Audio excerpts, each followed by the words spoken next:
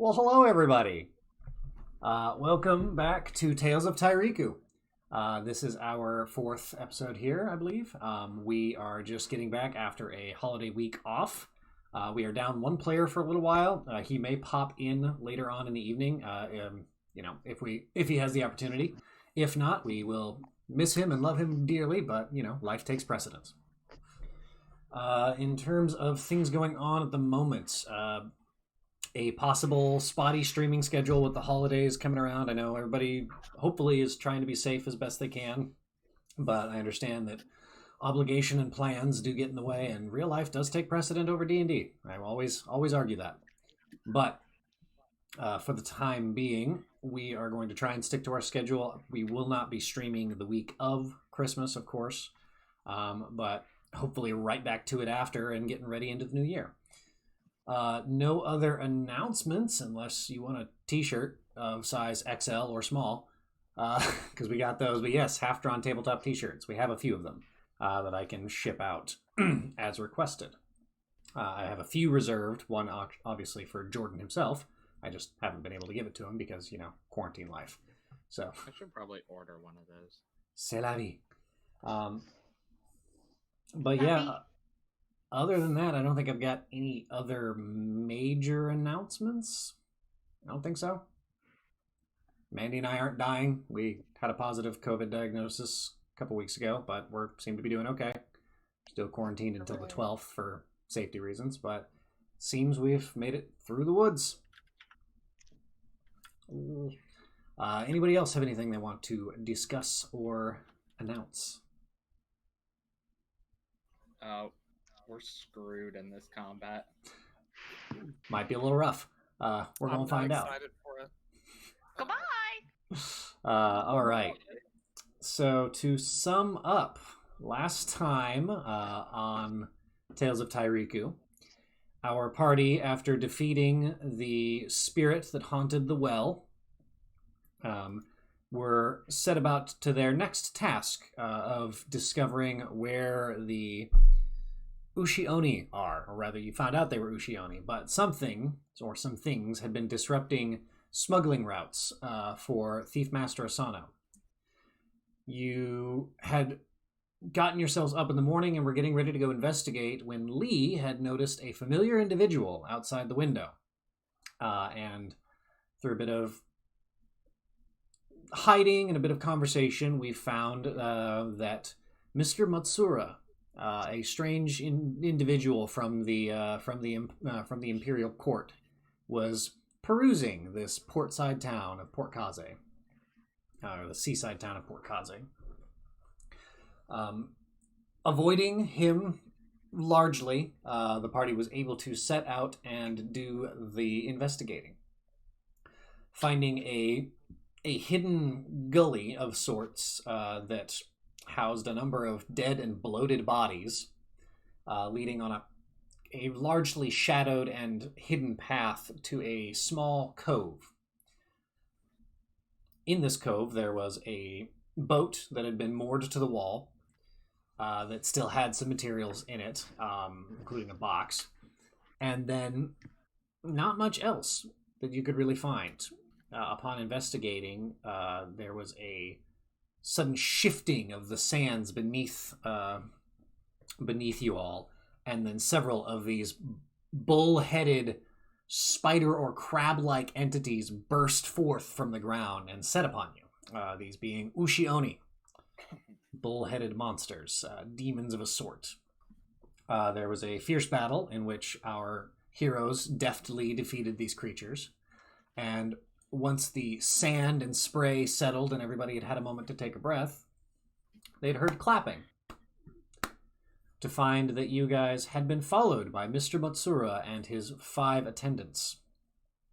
And it seemed he had come for Lee. He asked Lee to accompany him and professed him some kind of criminal, though did not divulge the details of his past.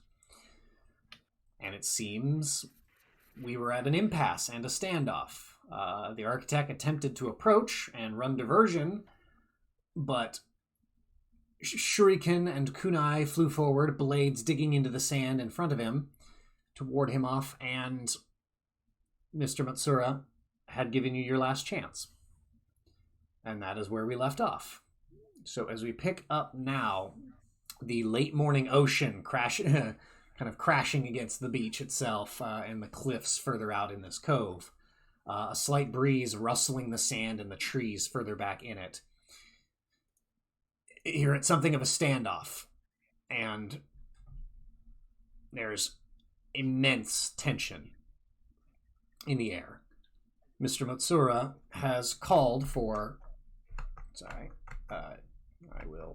If I can get to the right page. I put him here because he was a little harder to see. But Mr. Matsura was waiting for you to come back and come with him, Lee. And I believe I'm going to have everybody roll initiative because the acts were very aggressive. My act was innocent. They're the kunaiers. Relatively innocent, yes, sir. I didn't do anything. He can read all he wants. The architect does not mean harm on anyone. My D&D Beyond page just went entirely black. It's all right. Good sign. I can't seem to get Weird. Sirenscape to want to do a goddamn thing, so we're getting that figured That's out. working. It's playing on my side. Yeah, it's playing for me. It wasn't playing for me. Music. It's playing I forgot about it because I'm a bad player. Me too. It's just playing We're About to Get Attacked music. Good. I have to continually close my thing because it's not working. So I'm I like will... 80% sure I have no... Yeah. Okay. Oh my god, Sirenscape. Figure it out! My D20 from my Magic the Gathering seems to be rolling well today, so Good. that's my boy for today. There we go. Now I can actually hear what's going on. All right. So I went ahead and rolled their initiative ahead of time, which is helpful because I'm getting better at this. All right. Ray, you got a... Hey, look at that. Everybody's doing a good job. Do I not Sorry, I have forgot to roll everyone? my initiative.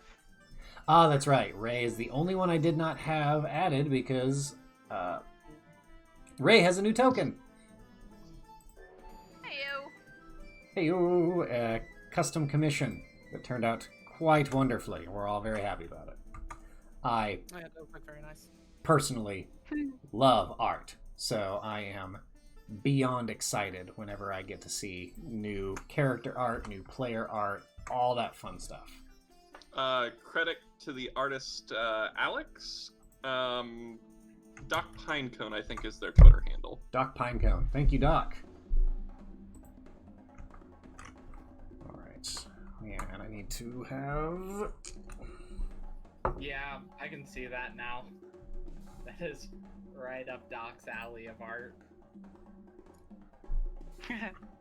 Hey, I just posted, like, in the server tabletop channel with a description of the character and went, anyone want to draw this? I love it. Alright, so we're going to start as combat begins. This one individual who is, if I have my document up... Sorry. Why am I the only one with a name? Just out of curiosity. You shouldn't be. Everybody should be able to see their names. Oh, is it you see your own name? Yeah. Mm-hmm. Yep. Got it. You Look should- at this big brain type of DMing. Yep, you should be able to see all of it, but I can only see my own name, but that's okay. Yeah, Hmm. that's my name. that's weird. They changed recently the... player permissions. See, there we go. I can go through and change them all individually, but I will do that later. Alright, so this individual, an elven figure, tosses... Elven figure tosses his hat down to the side, and you see he produces two short blades, one longer than the other. As he begins dashing forward, he's going to move immediately towards Cirrus and Zavis. So, actually, he's actually going to move between here. Hold on here, sorry. And he's going to move. Yeah, he's on that side of the rocks. And then he's going to hop up on here, and then he is going to take the short blade and throw it at you, Lee. Bastard.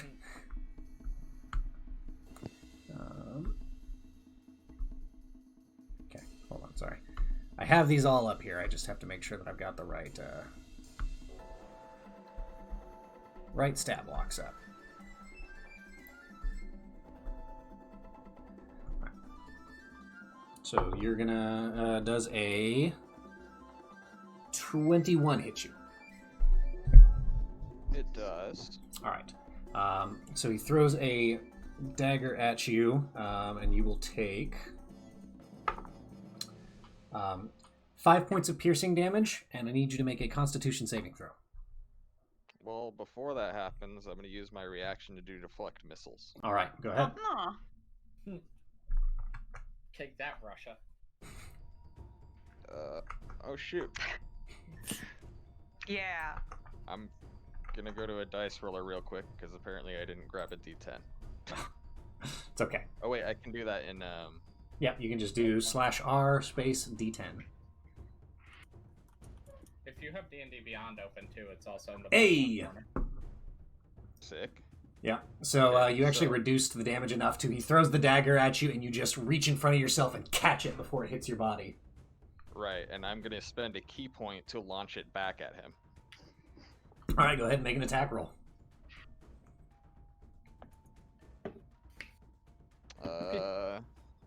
This probably doesn't hit.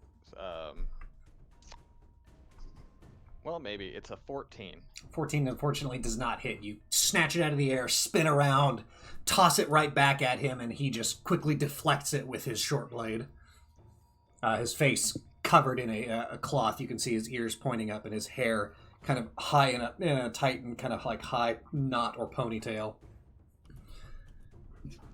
Lee hitting him with that hard no you. All right.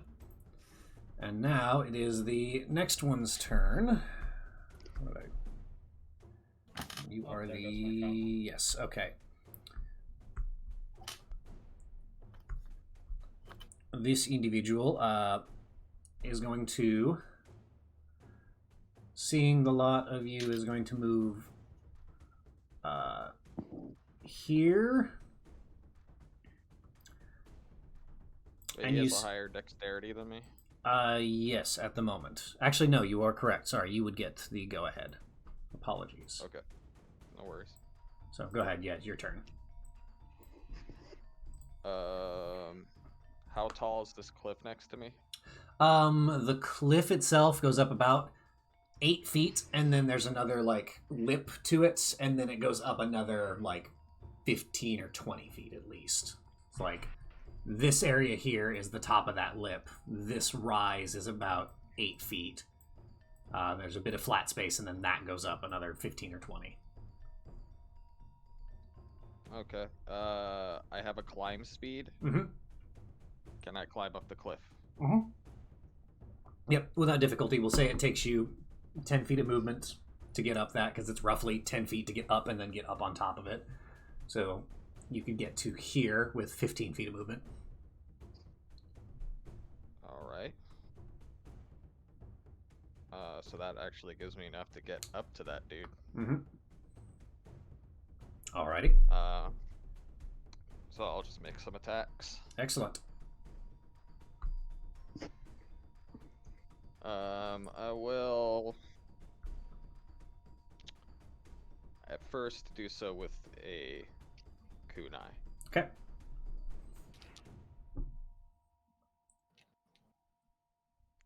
Does a 15 hit? 15 does hit. Okay. And then, man, low rolls today. It's okay. A 12. Does that hit? 12 does not hit. Okay, so 1 hit. At least I got a decent damage roll. So we got 8 piercing damage. 8 piercing damage. All right. And I will do...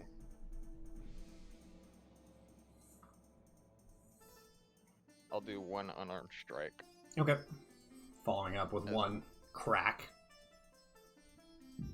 Okay, cool. 24 to hit. 24 definitely hits. Nice. 9 magical bludgeoning damage. Sweet. 9 points of bludgeoning damage. And that'll be my turn. All right, that'll be your turn. Now it is their turn.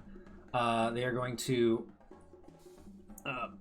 bonus action disengage, taking a quick step back, kind of like you see them kind of just stepping backwards with a quarterstaff or a rod that extends out into quarterstaff, and then they just kind of spin it in front of them, do a quick like back flip off of it, and then you see a few quick hand motions, and the arm shoots forward, and a green lancing bit of energy sends your way.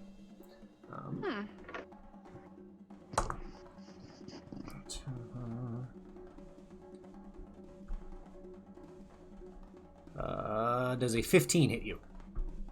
Negative. All right.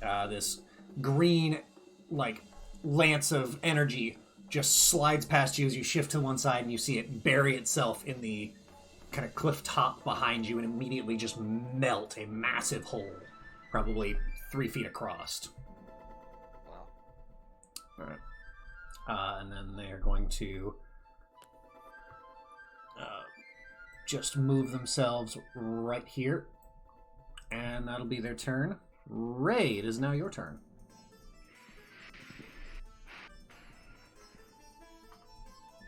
Alright, so I'm having a little bit of a hard time telling friend from foe here. We've got... I'm gonna ping him. Foe. I will mark the foes with a red dot. Okay. Will help. Just to make it easier on all of us to be able to see them. V5 foe. Thumb. That's not how that goes, right? Can you mark the thumbs with a green one? Correct. Unless I give them the yellow one. Okay. Okay. Villains are marked Alright. in red. That works. Cool. Then... That'll work. And that'll work. So I should be able to position my spell around here-ish and catch all of them except for the one up on the rock. Okay, so you're going to get everybody except this one here. Right. Gotcha. So it's 120. It's a 30 and 120. So So if I think if I center here, I get everybody but the red guy. okay, so a 30-foot radius or a 30-foot circle.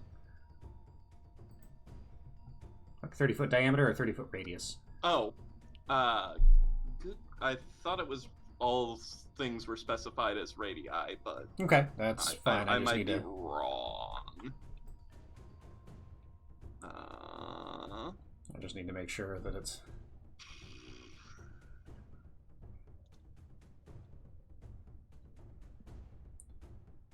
Then 30, 35, 40, 50.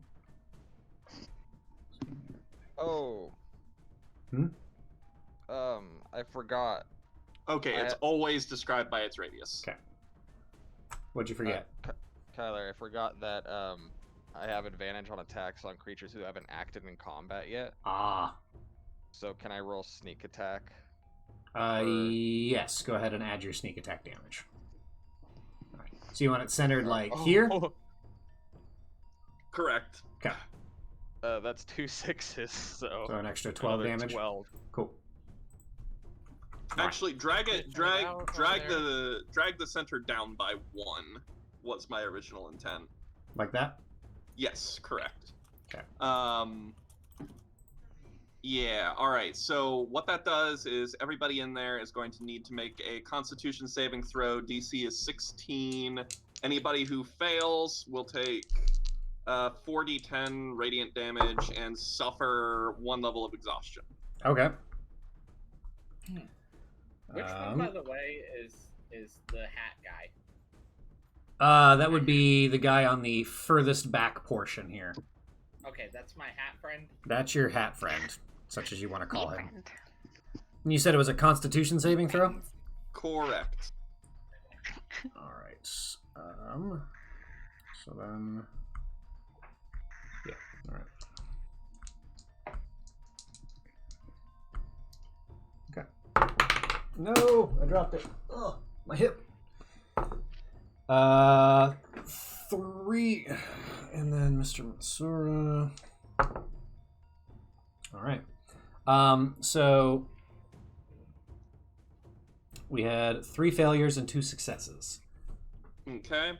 The ones that failed are going to be taking 17 damage. Okay. And then... God, that's low. That's sad. Whatever. They're going to be taking 17 radiant damage and they suffer 1 point of exhaustion. Alright. And what's happening is essentially I'm making that entire area radioactive. Ah, that is sickening radiance, isn't it? Correct. Very nice. So instead of my black marble generating a sinkhole of gravity, it's going to implode in on itself and then just spill out this sickening light. Okay. I imagine it plays Radioactive by Imagine Dragons while it's doing this. It would be half damage for a success. I believe that's how basic saves work. Yes. So it'd be... Sometimes I fuck up systems. No, you're all right.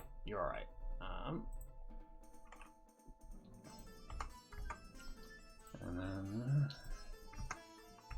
so there's that, and I will mark the ones who have exhaustion with a. That spell doesn't say they get half damage, just as an FYI.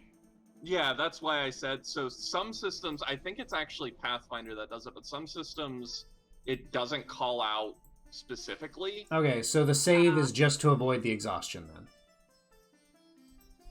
No, Yeah, 5e will say specifically. Yeah, Okay. 5e does say specifically. Yeah, in which case the save is, they don't get anything at all. So they save against it, period? Yes. Okay. Cool. I know how to play this game. I read the rules sometimes.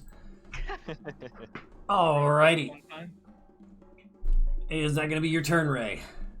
Yes, also, just because some of them seem like sneaky boys, the ones that failed cannot benefit from being invisible. They are giving off a sickly glow of their own. Alright, as Ray puts her black pearl forward and holds it and it disappears for a second, and like, is gone, appears in the center of all of them, and then emits this just gross green light that seems to shift and twist the area within before disappearing and then reappearing back in her hand. 3 of them are glowing this sickly green. Alright, and that makes its Ark's turn. Alright. I'm gonna take 1 step forward. Okay. How do I move? Right there. Does the sickening radiance stay, or is it gone? Oh, no, it stays. It stays. Cool. Yeah, it's a concentration one. Gotcha. I'm going to use a bonus action to scan this guy. My hat friend. Alright, go ahead and make your... Does he make a save? No, I just scan him. Right. Alright, roll your d6. I should probably move the dice out of the bottom of the dice tray if I want to do this. Nah. Alright, I got 5, which is its stats. His stats? I think just his base. 6, Okay. 5, 6. He has a strength of 13, Strong boy. dexterity of 18, a constitution of 14, an intelligence of 20, Oh, a he's wisdom smart. of 20, Oh, that's rough. and a charisma of 16. No. So he's a noob. Okay. I felt I'm- better when I didn't know the stats. Sorry. Yep. I'm going to I'm gonna point at him and say, hey, get in this bag and use suggestion. Okay. There's like 0 chance this works. What's your save DC? You're right. 13. 13. He has to Hope he roll. rolls the 1. He rolled a Under natural 8, I think. 16. He what? Rolled a natural 16. Oh, well. And that's before modifiers. I don't know that he could possibly have failed that, quite frankly. He's got some pretty good stats. Probably chuckles. All Like right. maybe if he rolled a 1. Is that your turn? Yeah, Arc? that's my turn. All right. So with Sickening Radiance, is it something that happens at the start of their turn additionally, or is it they end their turn in the Radiance?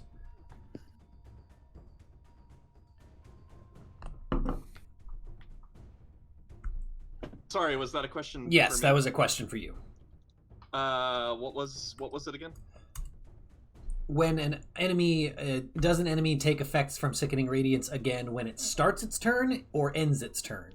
No, it's just once they get exposed to it once. Okay, but anything that walks into that area again, or anything No, no. the first time a creature enters that area. Correct. There you Yeah.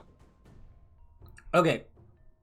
Incorrect. When a creature moves into its spell's area for the first time, or on a turn, or first time on a turn, or starts its turn there, has to make the con saving throw again. Oh, I read the modifier of the first time it enters or the first time Nope. it starts its turn there. The f- Yeah. Not every time it starts its turn there. When it enters the area the first time, it takes that damage, and then every turn that it starts its turn in there, it also has to make the saving throw or take that damage. Okay, that's not how I read it originally, but if that's That that's is true, how it then reads as far as typical 5e spells go. It's a very decently strong spell. Fair enough.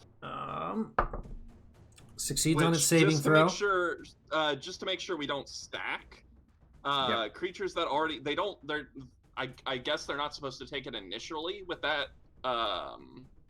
Yeah, so they wouldn't take it initially. So I would just skip this round of Okay. things starting their turn in there. Gotcha. That's fine. We'll just use my previous run. Correct. you, honey. All right, cool. Because they would take it anyway unless they somehow get Yeah. force moved out. We'll which say that, we'll say that for the purposes of this first round that it's up, they took the what ones they that did. they took, yeah. All right, Inaba takes their damage and then is going to move forward towards Arc, stepping there, and is going to make some attacks against you. Hey, I'm on top of a rock. How's he gonna hit me? He jumps up at you. Okay, Actually, as long as that movement is used.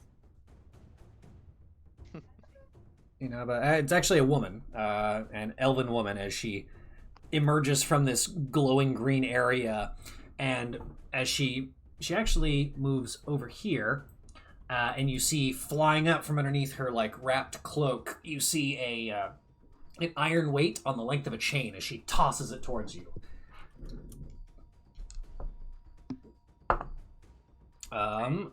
What is your AC? Yeah. You probably hit 12. Yeah. Oh, baby, no. So a 16 definitely hits you, and you are going to take Guess I die. 8 points of piercing damage, and I need you to make a dexterity saving throw. Alright, where are my stats? Let me do the damage first.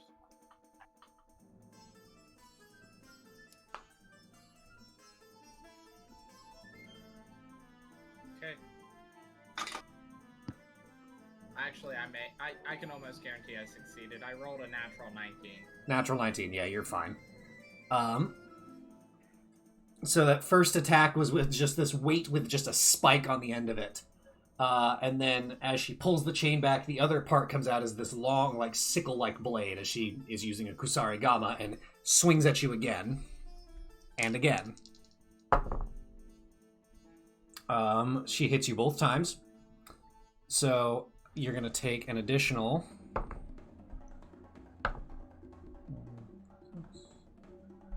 9 points of piercing damage, and another 6 points of piercing damage. So a total of 15 more points of piercing damage, and I need you to make 2 more dexterity saving throws. 17. Succeeds? 6. Alright. The last one, unfortunately, as she is throwing these things at you, like it was weighted end blade, and then this last weighted end that comes around, she does something strange to it, and you see her grip it, and then you see this dark energy run down the end, down to the end of it, and you will take an additional. You feel this like explosion of dark magic going off in your body, and it's not good. I would assume not.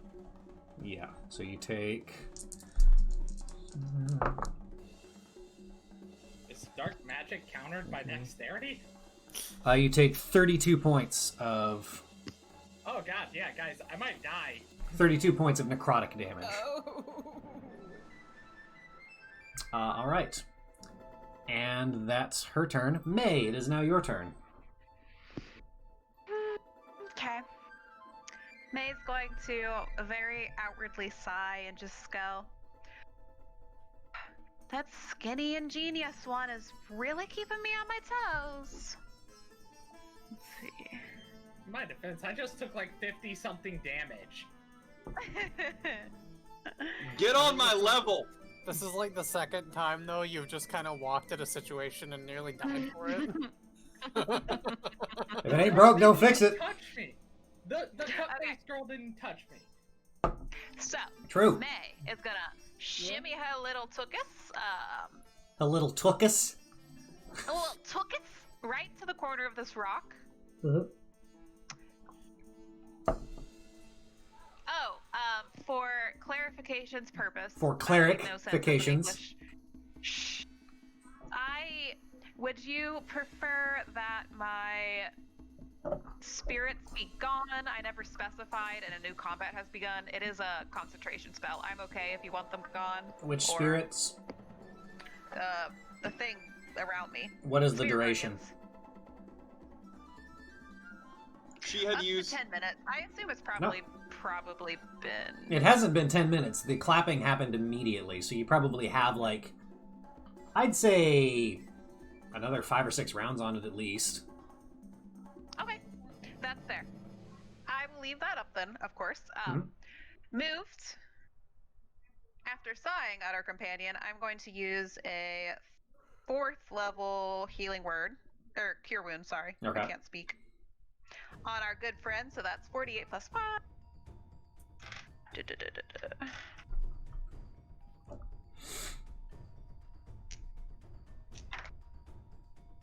9, 10, 11, 12. 18. So you get 23 points of health back. Which don't replace what you just got whomped with, but, you know, it's something. That's 10 And I points don't- less than the initial attack. There you go. So that ain't so bad. And I don't actually have any bonus actions at the moment, but let me double check. Okay. Yeah, no. Yeah, she quickly runs up, her armor kind of clanking, as it's not like all well strapped on. She's not very familiar with putting armor on, but, you know, can wear it enough to defend herself. Just kind of clank, clank, clank, clank as she runs up to you, puts a hand on your shoulder, and then you are, for just a brief moment, just covered in kodama that are just like all hanging off of you and holding onto you and looking up at you. There's a maraca sound, and suddenly you feel a lot better. Okay, Gotta love I'm in those position, Maracas.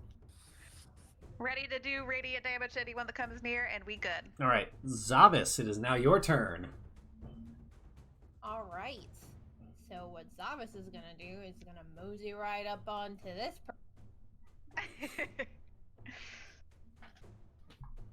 We can't hear you. What happened? And he's gonna take his big sword and he's gonna swing it at her. I forgot I'm using push to talk. Gotcha. Good job, me. Go, honey! Oh, You got this! does a 19 hit? 19. Which one are you attacking? That one? Yeah. I would say a 19 does, but only barely. Okay. So, I guess I should have specified. As like I do this too, I'm going to activate Spirit Shroud. It's a bonus action spell. It summons forth a spirit of the dead. Okay. And it makes my weapon deal an additional 1d8 of a damage choice of this list, and I'm going to make it necrotic damage. All right. So when I hit an attack, I do extra damage. Cool. So I'm going Spoopy. to roll a roller for this. Yeah, it's just like this. I'm shrouded in a spirit of the dead. All right. A ghost seems to come out of the ether, and some sort of like spectral energy wraps itself around your blade, and you see like a face move across to the energy, this horrible gaunt figure. And then your weapon is shrouded in darkness.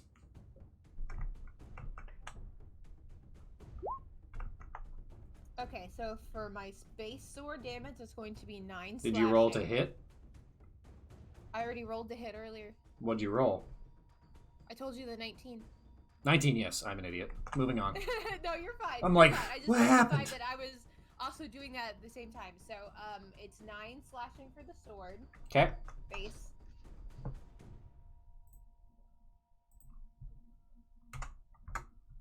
Okie dokie. 7 fire damage because my sword is lit on fire. Okay.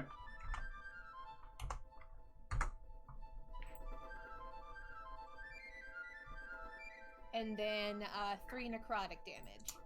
All right. And then I'm going to use my extra attack. Cool.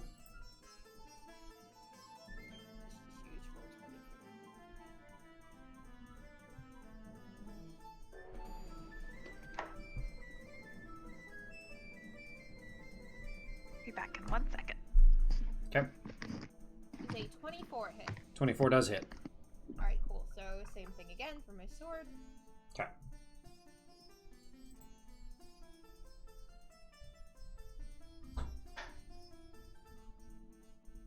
You've got 12 slashing for the sword. 12 slashing from the sword. Okay. You've got 9 fire. Nice. And then 8 necrotic damage. And then 8 necrotic damage. Damn, that's a good round. Man, I really hope these guys are glass cannons. We'll see. Oh, I'm sorry, there's also more to the spell too that I did not specify. Let me pull it up real quick. Okay. Good to have ready.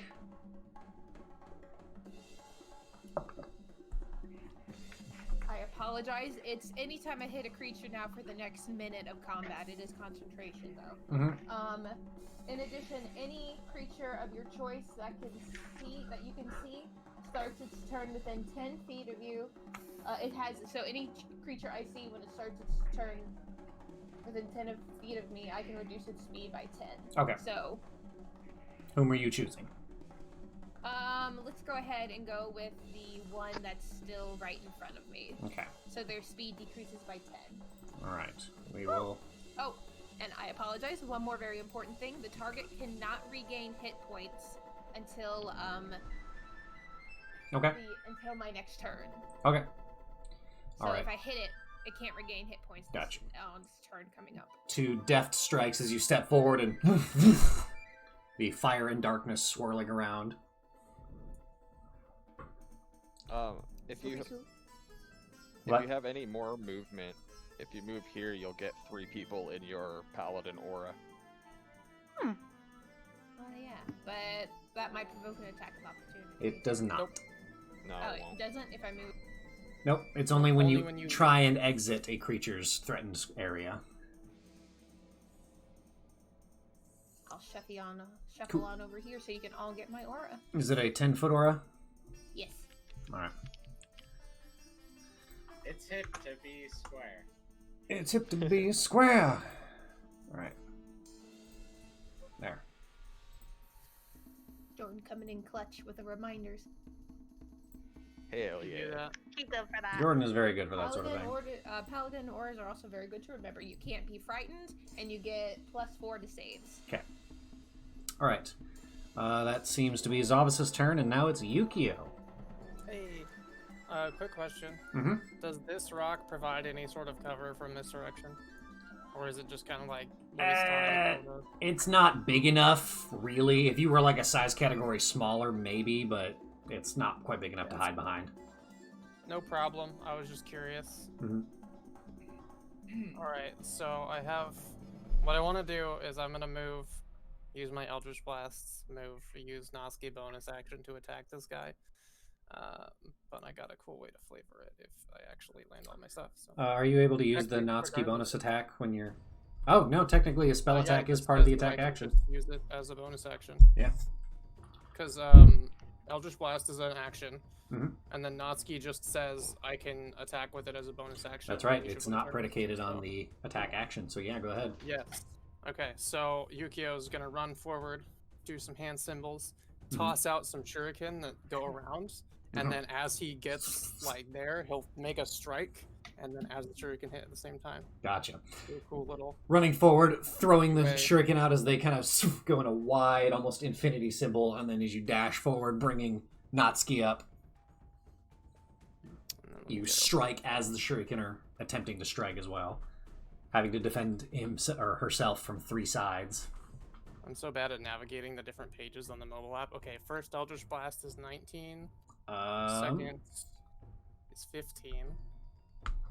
19 and 15 both hit, the 15 just barely. Okay, and then my attack is a 24. So no Attack is a worries 24? Alright, cool. there. Yes. So Eldritch Blast number 1 is 7 damage. Eldritch Blast number 2 is 4 damage. And Notsky is 7 damage. 7 damage? Because I rolled a 1. Alright.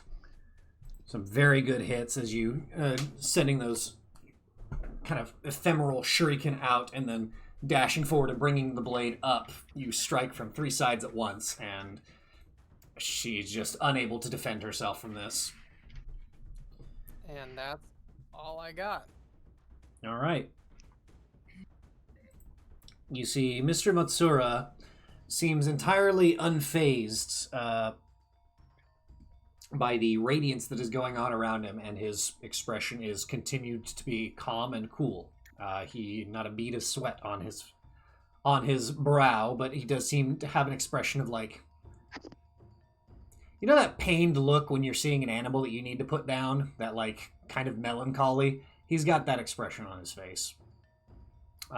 As he Please don't let it be this animal. Yeah, I don't like that. Does he not roll again at the start of his turn for this? we were No, because we did it instantaneously. yeah. Which we didn't have a full understanding of the spell at that time, which is all of my fault. But hey, whatever. Okay. If he's still in the zone by next turn, though, then yes. Yeah. He is in the zone, and unfortunately, he's also in the zone. I was Um, just about to do that, Mandy. God damn it. As you see him pull up from his little his robes, he pulls out a small paper seal of some kind, puts it in front of his face, and it seems to burn away. Oh, shit. As it does, I need all of you to make Constitution saving throws. I don't like that. You're really buttering my biscuit right now, and I'm not liking it. I'm gonna butter it as much as I can. Oh, I thought that was a 1, but it's almost as bad as 7. So yeah, I got a 9. Wait, paladin thing. Oh, Where paladin. is the I'm in the paladin paladin. 13. I'm scared a 15's not enough, so I'm gonna make that a 20. Okay. Um, How big is the paladin save thing? I forget. You should be able to Your see aura. it on the map now. It's the Oh, little I yellow mean, symbol. what's the Bonus. What's the bonus Sorry. amount? +4? +4. I'm gonna need that. I got a 15. Okay. question Mm-hmm. before we finish this off. Is this a spell? Yes. Then I'm counterspelling it. Are you within 60 feet? Am I? That's a Nope. good question. No, I actually think it's 75? 30 feet. You are 80 it's feet away. 60. It is 60, but you are unfortunately not quite close enough. Oh well. All right. Bummer.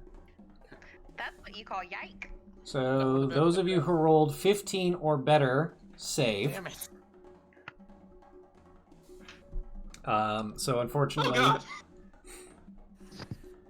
god! the rest of you, you feel this immense pressure, like 400 pounds of weight has just been dropped on your shoulders, and you almost are like buckling to the ground. Your movement speed is halved.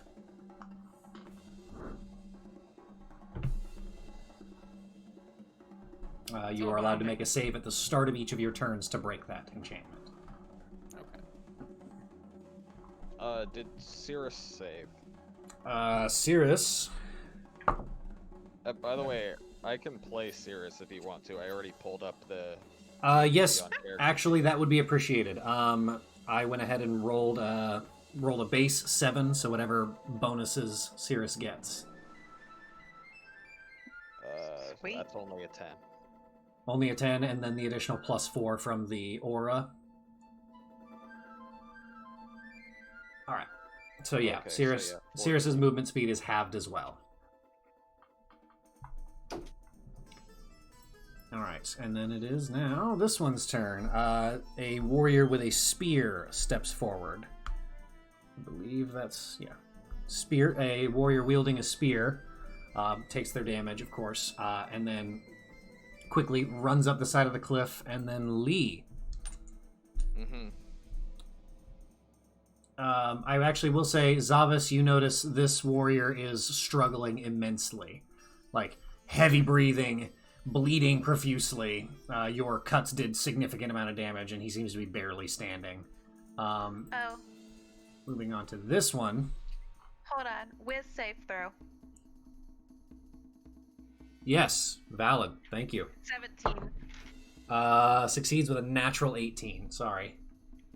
No, that's fine. All right. I was going to make 2 attacks against you, I believe. No, 3 attacks.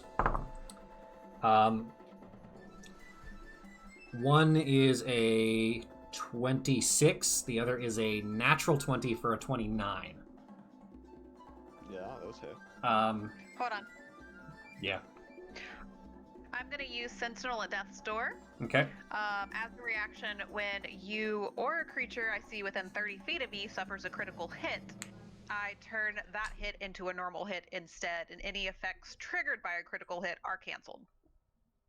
Yep. Seeing this, So it won't be Nice. crit. seeing this as you see this this strike is what looks to be this is going to be like a mortal blow. It almost seems like you kind of raise your hand, and there's a kind of a faint flash of white-green light, and it just diverts the strike to be still damaging, but not lethal. And then another 17 Play nice, children. plus. Yeah, no, that was a good move. Another 26 total, so 3 attacks. And you're gonna take. I should just get the other dice out. I don't like that phrase. Well, so I can roll it all at once and not be a jackass who sits here and rolls 2 dice 40 times or whatever it ends up being. Not that many, thankfully, but Is it not 40? Because I'm doubting. Hi. you take 35 points of slashing Cameron? damage. Oh, not Cameron. That Not was me wrong. this time.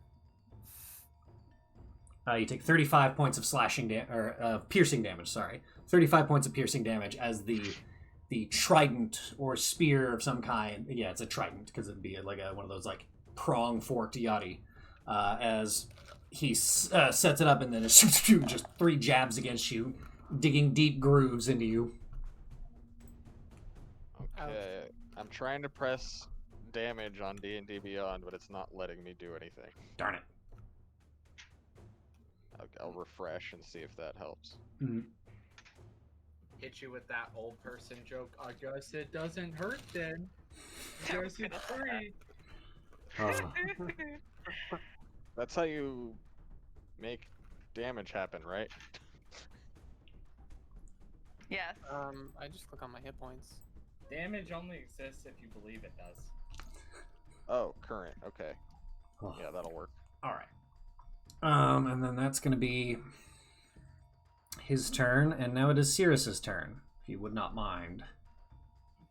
Sure. I did have plans for her, but her speed being halved completely ruins them. Yep. When does the save occur? At the end of her turn. Okay. I can't actually move them though, but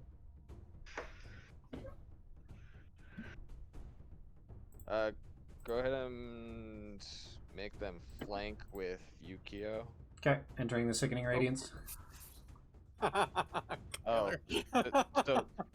that affects allies. Never mind. Yep.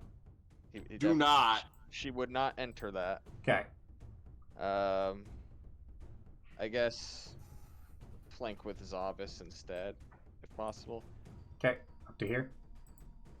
Yeah. Gotcha. Yeah, moving up. So we'll do some advantage attacks here. All right. With this staff of striking. 27. Yep. And a. I will say the first attack you don't even have to roll roll damage because they were just hanging on. The first staff strike as she comes around, slams into his side. You hear ribs breaking and cracking, and he just crumples to the floor, in a heap on the rocks. Okay, cool. And with the rest of her movement, she'll move towards the cliff. If she has any left. I don't know. Actually, no, my mistake. Sorry, I was thinking of the wrong person. Go ahead and roll damage. I'm an idiot. Whoops. I don't have these, unfortunately, organized in a easy way for me to tell who's who, even though I should have. So, apologies. Your first hit. The second one also hit. The armor class is 18. Okay. I promise I play this game. Would a roll to hit count as an ability check? No. Well, heck. That's 18 damage. 18 damage? Alright. And I suppose do some flurry of blows. Alright. Key point for flurry of blows. And I can't actually edit Cirrus's sheet, so I can't mark off key points That's or all right. health or anything. That's a-okay. I can do that.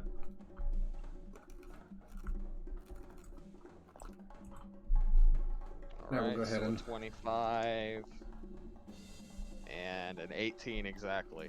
Oh wait, no. These are not as high of an attack bonus, so it's a 22 and not enough on the second. 22 hits, second one does not. Alright, and what exactly can you do with open hand? Push. High five. Or make them prone. Oh, and you can just impose these, it doesn't take extra key. Yep. Okay, that's pretty cool. So yeah, we'll try to impose a prone.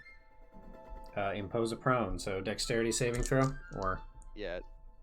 Yes, DC 15. succeeds with a natural 18. Okay. And I will roll damage for that one unarmed strike. 5 damage. 5? Yep. Alright, that was actually just enough as the last, couple of staff strikes the hand goes up to knock them to the side, and it just directs them directly into the knee as she just knees him in the side of the face, and he just falls in a heap. So worked out that way. Just took a few more extra actions to do so. And in their seeming rivalry fashion, Sirius will look to Zavis and say, "Thanks for the assist," and then move towards the cliff with any remaining movement. Gotcha. Okay. There you go. That's about as far as she can go. She can get to the base of the cliff there. You can steal my kill. Okay.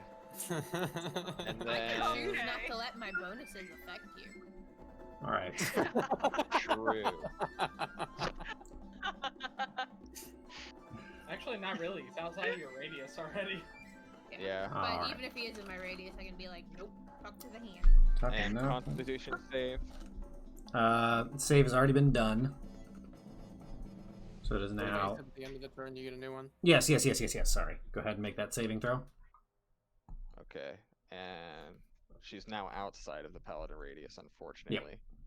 If she was within the Paladin radius, she would have succeeded, but it's only a 13. Yep. Unfortunately, not enough. All right. That's something else you can do with an open hand. Talk to the hand.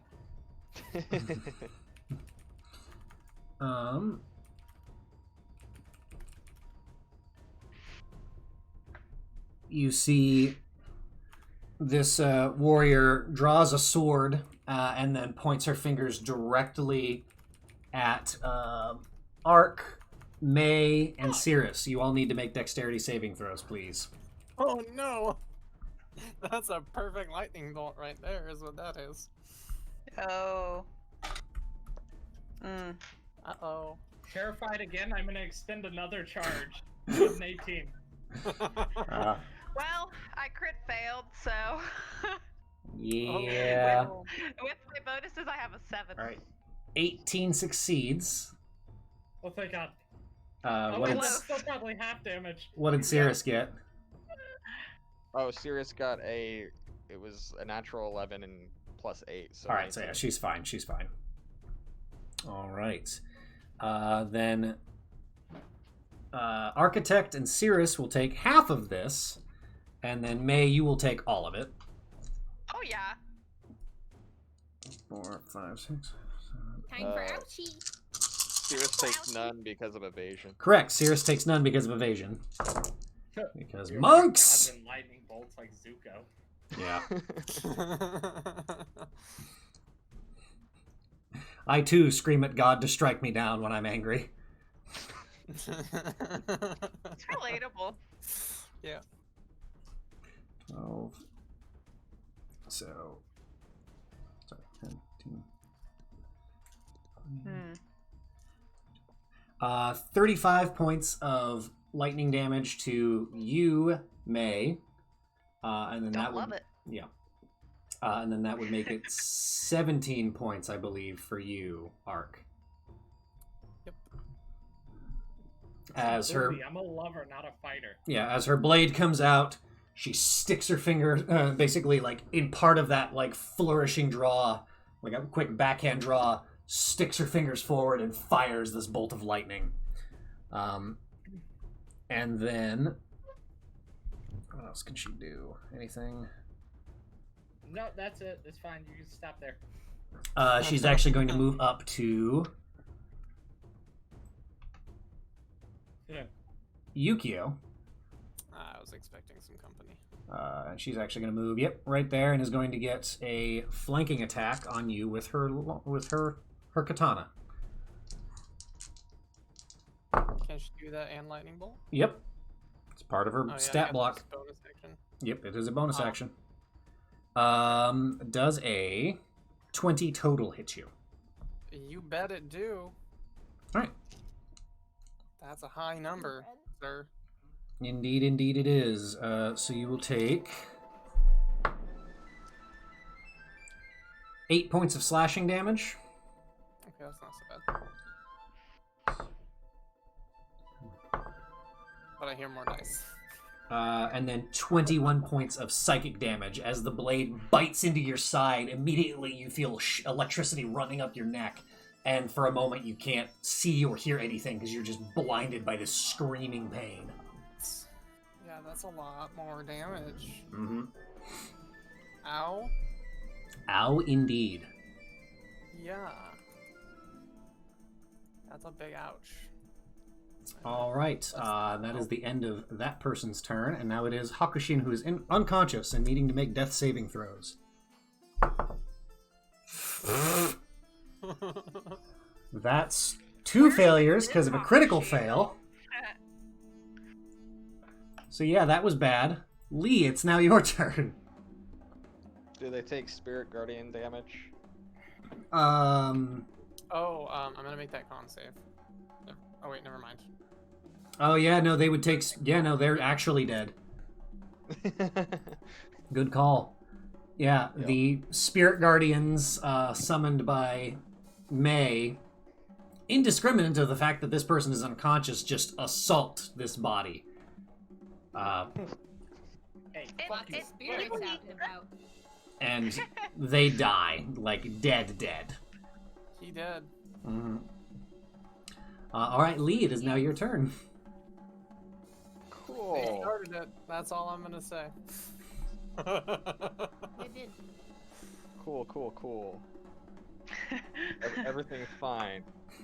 Here, we're all fine. Everything's okay. We're fine.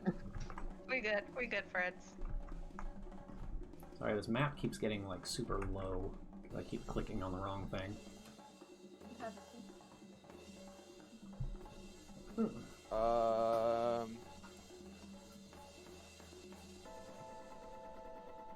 I'm going to spend 2 key points Mhm.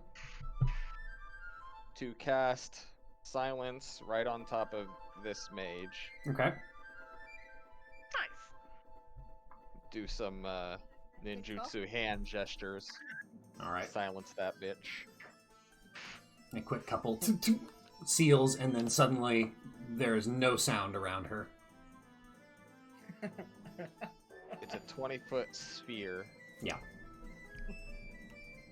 And then I will bonus action disengage. And with my half speed, I will move down the cliff. Okay. I think that's as far as I can go. Gotcha. That's my whole turn. Okay. We'll do that. All right. Now it is Nagatani's turn. Seeing her ally fall, she is going to... it is now she has to make a saving throw. She is within the range of Sickening Radiance. And fails. Here comes the damage. All right, go ahead and roll the damage. And- She's got Rat X. Yeah, and she's got another another point of exhaustion. 16 this time and another point of exhaustion. All Sucks right, to suck. that does suck to suck. Hey Ray, what that circle do? All right, so her speed is halved. What the fuck? I'm not sure how I doubt that this is how this spell is supposed to work, because this is just gross. I don't think you can. Hold on, I need to look at this because that is basically it's a 6 rounds save or die. Well, nobody's Well- moving. Yeah, they can move out of it. That's the only thing that makes it not Yeah. nearly as gross. But what makes it insanely gross is that I also have Gravity Sinkhole. Yeah. The light and any levels of exhaustion caused by this spell go away when the spell ends. Okay. Good to know. Right, so the exhaustion goes away, but, like... Yeah. They just keep taking damage like that? Well, yeah, the mage could have taken one step to the left and got out of the circle. Christ. Chilling. True. Well, yeah, no, but the thing that blows my mind is that I also have access to repositioning spells that are AoE. So, like, I Yeah. can be doing 4d10 damage around by keeping them in the radius, plus the damage for the repositioning. Yeah, the trade-off is you're made It of is tinfoil. also- So, I was gonna say it's also concentration. So if they got pissed at it, all they had to do was like hit you with a spell and it could break. You know, so. that's true. This is kind of like ideal circumstance. Yeah. So but it's they keep attacking me. yeah. which one were you? What, you mean you're not playing a tank? I'm just a man with a boat and a screwdriver and a hat. True. Sounds like a tank to me. Yeah. That the would closest thing we be got to devastating. Come on now. The doctor's never scared. All right. I'm architect and I'm scared. Actually, that bit of radiance, she collapses to the ground. Fucker. So And- I'm just imagining like early onset radiation poisoning, Yep. where she just keels over and starts puking. All right, Ray, it is now your turn. Okay. By the way, that silence sphere is supposed to be bigger than that. It's 20-foot sphere, right? Yeah, but it's 20-foot radius sphere. centered Not on a diameter. point. Got you. When I read like 20-foot sphere, I imagine it's a 20 foot across.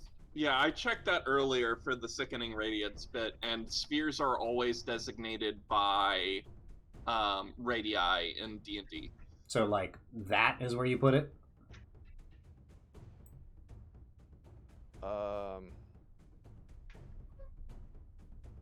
Yeah, yes. Okay. Exactly. Okay. So Ray is going to move up here, Okay. 20 feet. Okay.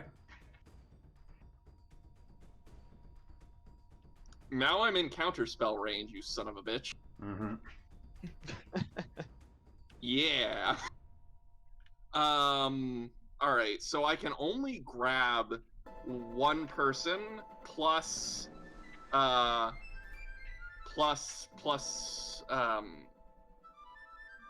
the head guy Okay. with my repositioning spell. Okay. So out of this one and this one, Mm-hmm. who looks worse off? The one next to Yukio. Okay. I will say that I would kind of rather you take the other one because I have a feature for Being taking flanked. down things. So Oh, like if yeah. I knock out this guy, not only do I get 10 HP, but I also get to bring him back. to Cool. fight for me. So that's fine.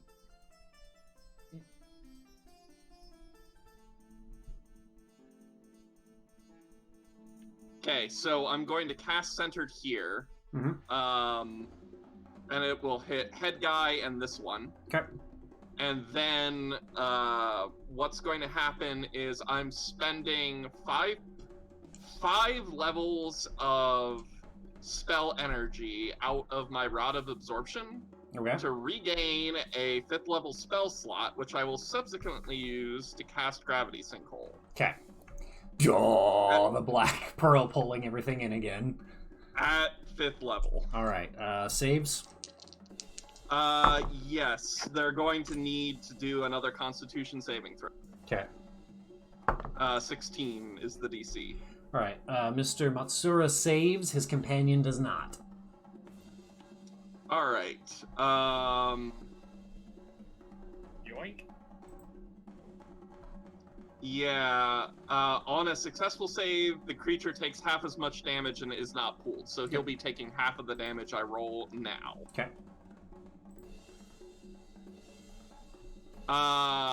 Fuck. 30 damage for people who aren't saved, and then 15 for the people who are. Okay. People who aren't saved get pulled into the sickening radiance. Okay. Forced movement never procs anything, Correct. but when he starts his turn there, he will proc it. Okay. All right. Was he pulled like further away or just towards the center? He's pulled directly toward. He's pulled the closest he can get to where I cast it, which was, I believe. Yeah, just ping which square you cast it on. Yep. All right. So he lands there. That's kind of where I suspected. No, adjacent. So it would be where he was before. Okay, perfect. Yep. Ding. All right. Is that your turn? Yeah. All right. Ark, it is now your go. Ark is going to start off by yelling, "It's over! We have the high ground!" and cast Mass Healing Word. Okay. Nice. Okay. Let's see, a D4. Oh, that's the pointy boy. Pointy boy indeed. Pointy boy. D4s are just very satisfying. Okay, so everybody heals for 9. 9 hit All points. allies heal for 9. Sergut. All right. Sergu. Anything else you're gonna do? Not 90. Holy shit. I'm going to. I don't know who that person is. I think that's Lee. I'm going to leave the high ground. Leave the high ground. Okay. Leave the high ground. I'm gonna go between Lee and Cirrus. Are you gonna hide? Oh fuck yeah! I went from the high ground to the hide ground. The hide ground. Oh my gosh. And I don't think I have any bonus actions. Okay. I'm gonna check. You can go straight to hell. Do I have any bonus actions? What are my bonus actions? Just healing word. We're I guess getting as an Jeff action, back whenever he pops in. I'm going to enchant. I'm gonna pick up a rock and enchant it with my action. All right, cool. Using magical tinkering. Excellent. Jeff will be joining us momentarily, so whenever he's back on, we will utilize that. All right, that's your turn then? Yeah. All I'm gonna right. enchant my rock to say "fuck you." All right, it is now Inaba's turn. Whiz. No, not whiz save. JK. No, he's within. Oh, is he? Yeah. Okay. Whiz save 17. Wiz save 17. I mean, it's 15 feet of you, so yeah. Wiz save 17. All right. Fails. 9. Ouchie, ouchie. 18 radiant damage. 18 radiant Oh, damage. damn, dude. That's so much. Damn. Indeed. Damn. Just out of curiosity, is he within the radiation sphere? Maybe. Oh no! Not the sphere! Damn, we're in a tight spot. I believe so, basically. All right, so needs to make a save for that. Well, I guess he's just gonna fall down then. It's a Constitution save. Yeah, 16. Just succeeds. Okay, then he good. Good. All right. He Gucci. Seeing the turn of events and things such as they are at the That's moment, me. he's actually going to. Sorry. Hey, Bye. Oh, wait. Again, that it was me? wasn't me. It was Mandy boy. that time. Well, Yep, it was Mandy. cool. Everyone's dropping but you this time. Thanks, honey. Yeah, and I didn't drop last time either. So Yeah. I think Who muted me? Nobody. It says I've been muted by someone. Okay. You were silenced. You shouldn't be muted by anybody. yeah, we can. I hear It can you. told hear me. Weird. Okay, I completely disconnected. Sorry, I don't know what was just happened. Okay. So, Inaba, seeing these circumstances, is actually going to use a bonus action to disengage. He's going to weave around the lot of you. You see him grab his companion's dead body, just grab a hold of it, grab the edge of his cloak, and as he pulls on it, there's an explosion of smoke, and just filling the area with just this thick gray smoke, and then the both of them are gone. And so since he disengaged, he doesn't provoke any Correct. opportunity attacks at Correct. all this turn. right? Correct. Okay. Well, when I get called a coward, where are you at now, Zavis? May, it is now your turn. Okay. I can go anywhere. No, but you didn't call out our enemies for being cowards, I think, was this point. Yeah, Mm. double standards. Mine was a strategic Cowards! placement. Fight me! Guys, There we go. one of these characters was named and we killed them. They're of all them named. They're all named and we killed one of them. In fact, Possibly I will read Sometimes through the it list happens. because Lee knows each and every one of them. killed. But when combat's Your over. friend. Okay. Hi, Jeff. Hi, Jeff. Hi everybody. Hi, Jeff. Hey, Hey. Hello. How are you? Sorry about that. that's all right. Whoa. I'm glad to. Sorry, that's me. That's me goofing with my volume mixer. Oh, It's yeah. all good now, though. Sorry. You Yeah. know that you're gonna have to get one ding in there. That's gonna be the indication that I've fucked with that. Yeah, no worries. To catch you up, combat has been going, and it's been going relatively well. There's been some violence. Okay, good. Yeah. You got a takedown, Oh, good.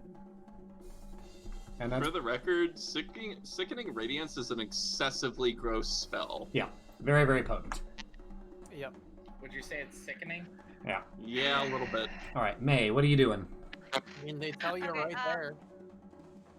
Seeing that we just took care of the immediate threats, I'm going to go on the offensive, actually. All right.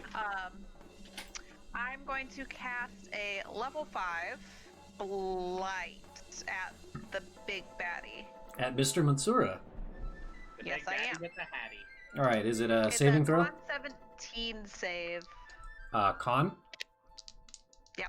Okay. How dare you have a better spell save DC than me? He actually fails, believe it or not. Hey. Bitchin' yay. He Okay, got a I'm gonna roll it 14. up He was here. close. Blight is disgusting. Prepare yourself. Oh, I know. Oh. Oh. 48 necromantic necro damage. What a Necrotic roll. damage. Since he's very clearly not a plant creature or a magical plant, that stuff doesn't happen, but yeah. All right. One below average on that full 98 roll. So, And I landed below average. Everything else was higher. Mandy, your character's scaring my character a little bit there. As you see the sweet May step forward, and she's like, "Well, this isn't going well," and she brings her hand forward, and instantly, all of the cute little like kodama that are like, you know, kind of see through and whatnot, just become black voids with just yellow glowing eyes for a brief moment, and you just see this like twisting, lancing, dark energy just moving around, like several tendrils reaching out, almost forming like this wretched three-fingered hand as it reaches out and grabs a hold of Matsura. And you actually see him jolt this time, and his eyes bug out for a brief moment. His composure is broken for just a half second as he actually yells out in pain. I will smile at him sweetly and just go, that should level things a little bit. That was my turn. All right. That was really good. Zavis. No, what? Go. Well, the 1-2 guys are still in a gravity well in a radioactive zone. Want to help me out with this guy or gal? Yeah, probably Slash can also do that. protect Ray. Probably good. Mhm. Yep, I'm just gonna go ahead and mosey right up over to this one right here. Hello forget to flank. there. Oh, let's flank it. Yeah. Get that advantage. The last time I played with a bunch of people, they made flanking not a thing, so I said it was too easy. So, Oh, Yeah. well, yeah, not you guys. I mean, they're but last somewhat time. right, but also. Yeah. All right. First Somewhat attack important. is I rolled Blech. That's a crit. Uh-oh. So, do we just roll double dice? Yeah, you double the dice and just add your flat damage as normal. Oh Okay. boy. I asked you to come help me out, and you're doing it. Okay, so this is just gonna be for the sword. I do need to ask: Are you doing any smites or not? No, that's fine. Okay. I still have one more. I have one more attack after this. Okay. So, like, But that one's not going to be a crit. This one is a crit. And your smite damage will crit. all right, Yep. let's throw in a smite. We're gonna Okay. be really extra today. Well, you say really extra. This character has more than 90% of their HP right now, so all right, Yeah. all right.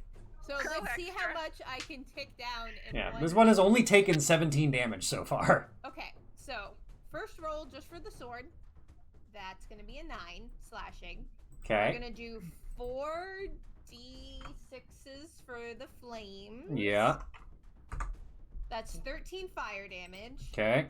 We're gonna do 2d8 for the necrotic damage because I still have my spell activated. Yeah. Which is 8 necrotic damage. Yeah. And then I think I'm gonna cast a second level smite.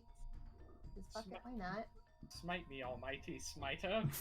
I know, right? Okay.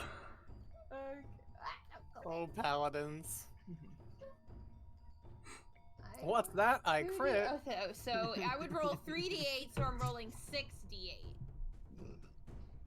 Yep. So go ahead and roll 6d8. 30 radiant damage. So what was that, about 90% health? They are. So hold That's on 60 here. Damage, unless we're missing flat. I'm tempted to just drop the Yeah. sickening radiance zone and Flatten just the let weapon. y'all Well, charge in. I will say this person is now bloodied from that first attack. As you Okay. step forward and your sword is just, it's got like three spiraling forms of energy of just golden radiant light, that red yellow fire, and that like twisting gray black mass. It's just triple This is helixing so down your anime. blade. You just pulled out Inuyasha's fucking sword and was like, Kaze no kissa! Sorry. Oh my god, okay, that was my first attack. Let's see the second one hit. It's 16. Thank fuck it doesn't. Wait, advantage That though. Advantage. though. Oh, you're flanking!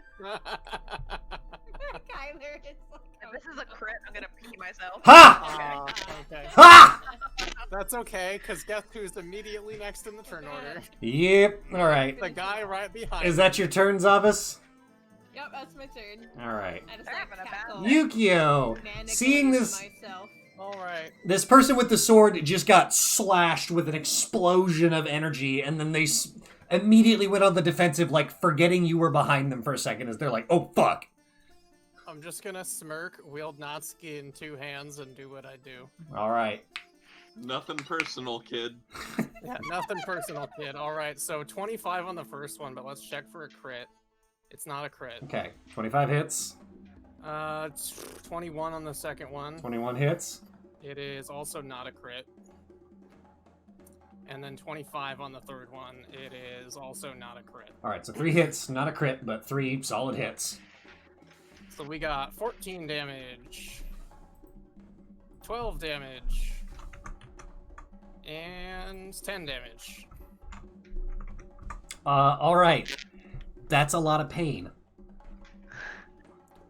Although if I don't need the third attack, I might save it. Although I can't do anything with the bonus No, action. they're Wait, still never alive. mind. Disregard. Oh, they're still alive? Yeah, they're Okay. still alive. All three. 3 heavy, like two-handed slashes against her back, just slicing her up as Natsuki is just singing through the air. Bit into a little bit more than they could chew. Yeah, Yeah, this person is definitely bloodied now and not doing well. I was so looking forward to getting to use a Cursed Spectre finally.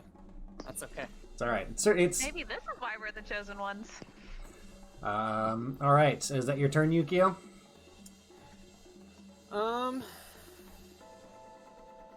I don't really see much else that I could do, and moving wouldn't be advantageous to us, so yeah. Okay. All right. It is now Mr. Matsura's turn. He's going to make a saving throw. on the rads. Rolls 2 natural 2s, so he fails in the Sickening Radiance. Ooh. Speaking of Oh, saving that's not throws. good. I'm gonna make my con save. Okay. Yeah, natural 19. Yeah, So. you're good. Take 22 Nice. and a level of exhaustion. All right. How much radiation exhaustion till his teeth start falling out? I really hate that side effect. Anything having to do with a mouth. It's not good. Hair goes first, if it's any comfort. All right. Mr. Matsura, it's 1 level of exhaustion. Is still in the sphere of silence. So he's going to move up here. You see him as he steps forward. You suddenly hear like a humming sound, and he gets a smile on his face as he realizes he can hear himself. Uh-oh. And then he pulls out another seal, and it burns away. Let me see.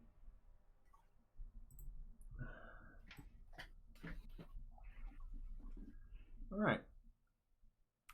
You would all be in that area. Another 30-foot circle. We'll just say... This time, we're counterspelling. All right, roll for it. What kind of roll would that be considered? So you have to roll an ability check with your spellcasting modifier, which is your half your. Fuck, what is my spellcasting modifier? Jesus. It's your casting stat plus your proficiency bonus, right?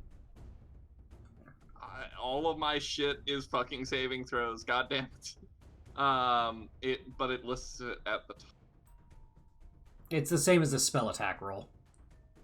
Yeah. Yeah, so it's a +8. Yep. Okay, go ahead and roll for it.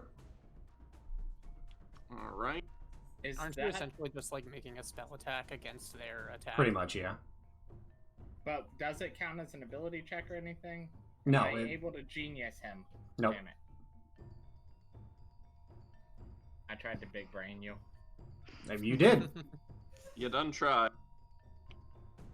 13? It is an ability check. Or no? Wait, it is an ability check? Make an ability check using your spellcasting ability, but it doesn't say you get your proficiency bonus. Wait, yeah. if it's an ability check, I can Flash of Genius him. Okay. I mean, that's so true. It's, But you don't get your I think proficiency. Is your I int a think- 20? I think what it boils down to is I cast 1d20 plus my spellcasting modifier, which is +4. Okay. So 1d20 plus 4. So go ahead and roll that, and then we'll see how that pans out. And we'll see if you can flash your genius. Goddamn 20. Nat 20. All right. Oh, wow. You see for a brief second, everything is shrouded in like pure magical darkness, and you just go, not today, and you hold up your black pearl, and it seems to just absorb all of it, just drinking in that darkness until it's gone. Sick. And then Black you girl see girl now. Matsura's face. He looks at you, and he makes specific eye contact with you, Ray. Oh, bitch. And then he cast one-on-one spells with me, please. And then he grabs the edge of his cloak, pulls it, and there's a burst of that same gray smoke, and he's gone. Holy fuck. Yeah. Next in line is Tetsuya. Seeing this, grabs his downed companion, and then pulls on the side of his cloak, and the two of them are also gone. Wait, if he's starting his turn, doesn't he have to do the radiation? Yep. Yup. He's hurting. Right. He's hurting. But he was probably the best off out of everybody. Okay. But yeah, gone. Cirrus, it is now your turn, Cirrus. Okay. So looking at the battlefield, who's all here still? Who's directly below me? That would be May. The enemy I've marked with a red dot, so you can see this figure here has a red bubble. That is your only remaining enemy. Okay, well, all right. And how? What's his current state, like visually? If I'm looking at him? She is. She bloody. She's Zavis. She very bloody. Oh, okay. Let me Zavis let me do the matches math the here. door. On a scale of 0 to 123, she's looking at about a 10. I love it when okay. people pull that shit. Mm-hmm. And now, so if I choose to do non-lethal damage, will they just go unconscious? The way it works is that when you bring a creature to 0 hit points, you can choose whether or not it dies or is having to make death saving throws, or you just knock it unconscious. It's your choice as a Gotcha. player. Okay, and I don't I'm not sure what exactly has transpired, but am I under the impression that we want one of these people alive to talk to afterwards, or to kill this person? It's kind of left up in the air. They clearly were about to try and kill all of you to get to Lee, but Okay, well, let me see if I'm sure my movement speed will get me over there. yeah, they are not pulling punches. That's for sure. Heather, as a person, would kill the person. Zavis would kill the person. But Zavis would kill the person, butcher them, and eat their bones. That no, sounds he doesn't accurate. eat people. Yeah. He might turn their Okay. skull into a drinking goblet, but Okay, but Right. hold on. What happens if we tell Zavis that eating people makes him stronger? I think he's Don't do smart. it. I would probably he's roll smart, for an yeah. intelligence check to That's see what fair. happens. okay. Doesn't he have like an 8 int though? I mean, We have a question on the field. yeah, we will resolve this question after Cirrus gets her turn in. Okay. Well, no, I was gonna point out that Cirrus, unless the effect went away when Matsura went away, Cirrus is still affected by half. The effect did go away. Okay, good, because I would not have been able to make it. I'm at 45 Yeah. out of 50 right now. Okay, so knowing what I kind of know, I'm going to approach from, I guess, from the back. And Mhm. do I get advantage in this situation? No, you do not have flanking. Okay, gotcha. All right, well, then I will just do a regular old roll for attack. Okay. Does that hit? 15. 15 does not hit. Your first strike misses, passing. Okay. Alrighty. Well, let's try it again. Once more. Is it 29? That will do it. All right. Cool. Let's roll damage. So, and also, do I have to declare that I'm doing a like a flurry of blows before damage happens, or in what- Typically, I like to do attack, resolve damage, do your choose Okay. whether or not you're going to do your flurry of blows, and then Okay, Yeah. that's fair. I like to at least resolve each action individually. Right. Okay, I gotcha. I will just roll for damage. 9. She's still standing. So you said technically. Yeah, I will do a flurry of blows against this All right. character. Spending a key point. You're fed up with this at this point. Right. Go ahead and yep, that'll hit. And do you want to I kill don't- this person or knock them unconscious? I want to knock them unconscious. All right. So, not dying. The first swing with the staff misses. The second one cracks her right across the jaw, and you see she kind of goes woozy and then goes to bring up her blade to just like ram it in your gut, and you just kind of using that same twirl, you bat it to the side and then step forward and just headbutt her, and she just drops like a rock. Unceremonious, no sway, just collapses in on herself. Well, we can always kill her later. That's still an option. I just wanted to have more options on the table. I mean, I would like to know more about what's going on. All right. Side note, it seems weird to me mechanically that that's not flanking for Cirrus. Like, from the perspectives of an actual battle. Yeah. Right. Like, they're being harried by 2 other people actively. Mhm. A third person. It joined. seems like it would be flanking, but Yeah, that's fine. I mean, D&D. Did the rules? D&D rules are specific. Okay, no, Yeah. hold on. Did the rules change? Because the last time I reviewed D&D flanking rules, it was if you can draw a line through the enemy square, from one corner of an ally-occupied square to another corner of an ally-occupied square. You're flanking. The way that it works I is prefer that one, personally. for the purposes of proper flanking, as in you get advantage, you have to be positioned opposite an ally with an enemy in between you. So as the rules pan out, just Zavis and Yukio would get flanking, but Cirrus not having somebody to the opposite does not help. Because no matter which way this person turns, technically their back never goes to Cirrus. It does make sense. Yeah. Fair enough. It does and does not make sense. Yes. Equally, Yes, it does and equal does not, parts. yeah. For the sake of mechanics, it does make sense. Yeah. Truthfully, a 3-on-1 fight sucks no matter what. So Yes, it do. if we were going for a combat sim, it would be slightly different rules, but that is not the case. Yeah, that makes sense. I'm all good with that. Sorry for that. I was just thinking about it. I'm like, that seems really weird. No, you're fine. Yeah, for sure. I like those discussions. All right. With that figure drops to the ground unceremoniously, and you guys are kind of left standing over the top. And this is where we will take a break. I need to use the restroom, and I know it's probably some other people do too. So we'll be right back to resolve this very promptly. Stick around. Thanks, Az. Yep.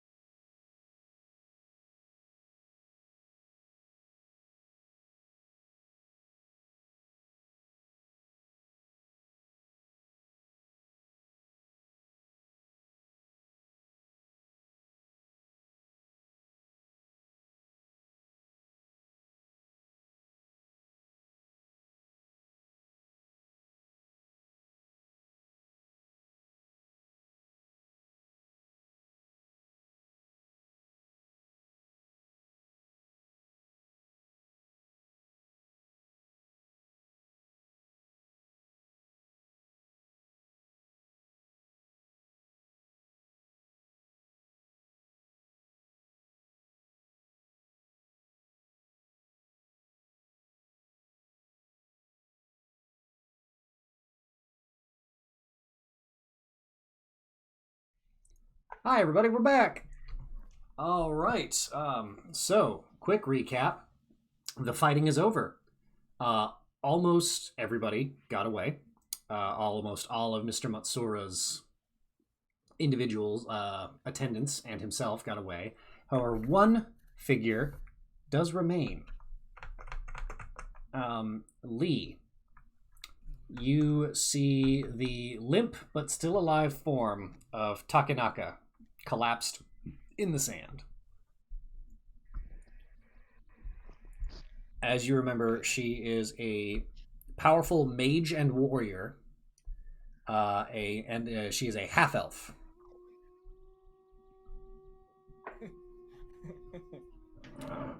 Her form is lithe. She's actually very, very fit, very muscular for her frame. Her hair is cropped fairly short. It's a very light blonde. Her skin is well tanned, and she has the iconic kind of wide-brimmed lacquered hat that is currently just stuffed into the sand at the moment. And she wears robes with a little bit of armor underneath, and then that same cloak around her shoulders. If nobody does anything. Yeah, I was gonna start tying her up. Yes, architect. Okay. I'm gonna... Oh, never mind. Ark wanted to do something. Go. I'm having that hat. All right. Makes sense. You So... pick up the hat and dust the sand off of it. Yukio's just gonna be like, hey, Lee, you wanna fill us in on why these people are trying to kill us? Ray is going to chime in at that point and go, God, I can't do the hold on voice. Ready? 3, 2, 1, high pitch. Falsetto time. Yeah, no, it's the only reason I backed you was because we were chosen by the progenitor of the Emperor. Honestly, and I can't believe I'm saying this, I actually thought the same thing. Do you have any idea how high ranked that man was? No. A little bit. Lee, you do have an understanding. As you remember... No, but I'm pretty sure the original Emperor outranks him, so... Yeah. Well, yes, but... I just don't give a fuck. You guys have like a caste system or a what do they call it? Hierarchy? A hierarchy? What is a rank? What were they important? Who cares? I guess he was. I mean, important, I but don't. I just It was in our interesting that way. that one's life was worth more than others. Well, I mean, some people are more valuable than others, but It's I don't more mind that they that. have more power, socially speaking, not necessarily that their lives are worth more. Higher lawful authority. That's a good way to put it. Oh, So, Lee. so we okay. Why are they trying to kill us? Well, I'm sure you've gathered they're trying to kill you to get to me. Yeah.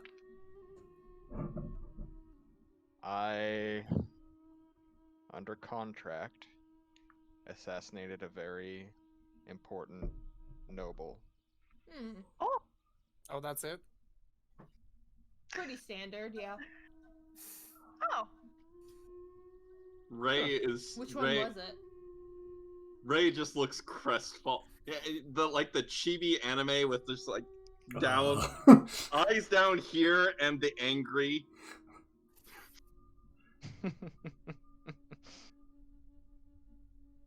So, which one was it? Out of curiosity. Which what? Which noble did you murder? Recently, the most recent one.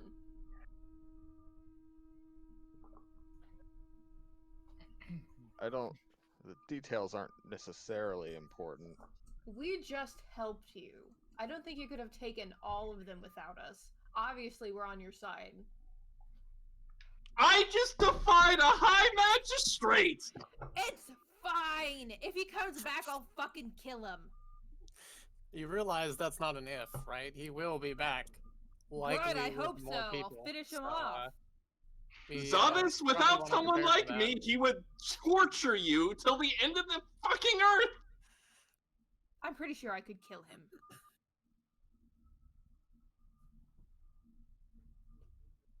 I'm not afraid of him.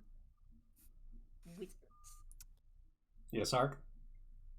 I'm gonna use the remaining. I think I have 5 of them. Yeah, 4 of them. I'm gonna use my remaining magical tinkerings to sit on the ground and imbue rocks with glowing light and tie them to the hat. I love it. We're all over here, kind of like loudly and somewhat frustratedly discussing things. Meanwhile, Ark is putting rocks on a hat. The architect is just making his rave hat, his pacifiers next. Alright, is Lee saying anything at this point? No, not really. Alright, so Ray is going to walk directly up to you and kick you in the shin as hard as she possibly can. Assuming she can get next to him. What's your unarmed strike damage? Like 1? What is it? Are you taking any evasive measures, Lee? No. Okay.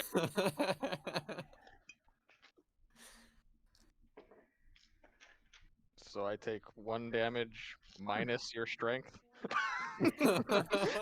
I'm rolling. Hold on. That one kicks self in shin How do you? with the scooter. The ankle biter. They didn't call it razor for nothing. Oh man. That's a 20 versus your AC. Yeah, you hit me. He said he wasn't gonna make any evasive maneuvers. And that's 7 bludgeoning damage. How are you dealing 7 bludgeoning This damage with a kick to the diminutive shin? frame, as you don't even think of it as a threat as she walks up and goes to like haul off and kick you, you immediately feel an instant deep set bone bruise as she hauls off and just smashes this one little slippered foot into your shin.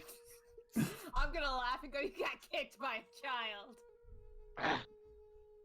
How the hell are you dealing 7 damage with a kick? God damn. That's crazy. So at that juncture, is Lee saying any? She's going to stare I said, up at are you satisfied? She's going to stick her tongue out at you, whirl around, walk back to May and Zavis, kind of like glance between them, and then hide behind May and sort of mutter, kind of, was I useful this time at least? May's up here though. Sit down, plug her ears, and just stop paying attention. Everything but the tantrum was useful, really. It's okay, Lee. I'm sure it's not personal. That little one has a drinking problem, and I think it's getting to their moods. I appreciate it. Mm. And I appreciate you all standing up to them with me. I know you didn't have to. Well, like I said before, Ieyasu wants us to work together, so... It looks like we were chosen for a reason. We're all pretty, well, we all have different levels of prowess in combat, as just seen by the horrible mutilation and violence we caused, some of us. My favorite. You hear kind of a blood-filled cough as the body that's just laying on the ground is like yeah. slowly coming back to consciousness. I think I mentioned it earlier. I wanted to tie her up. Yeah, she's tied up as she kind of like she's like laying sideways in the sand and like rolls her face up off the sand, just covered in the like the blood has dried and caked many bits of sand just on the side of her head. And her vision just kind of swims as her eyes are like kind of focusing and squinting at the light as she's kind of coming to. I'll look down. You look like shit. She doesn't say anything to you. She just kind of like squints up at you for a second and then like turns her head as far as it'll go to kind of assess what's going on. The rest of your companions are gone. And look over at Lee and anything you want to say to this one?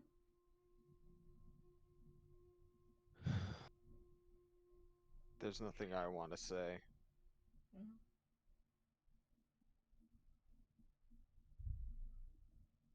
Architect. Architect's going to now walk up with his freshly bedazzled hat and tell the person on the ground who's not talking, you really might want to start talking. I'm in a bad mood. My inside got blown up. She kind of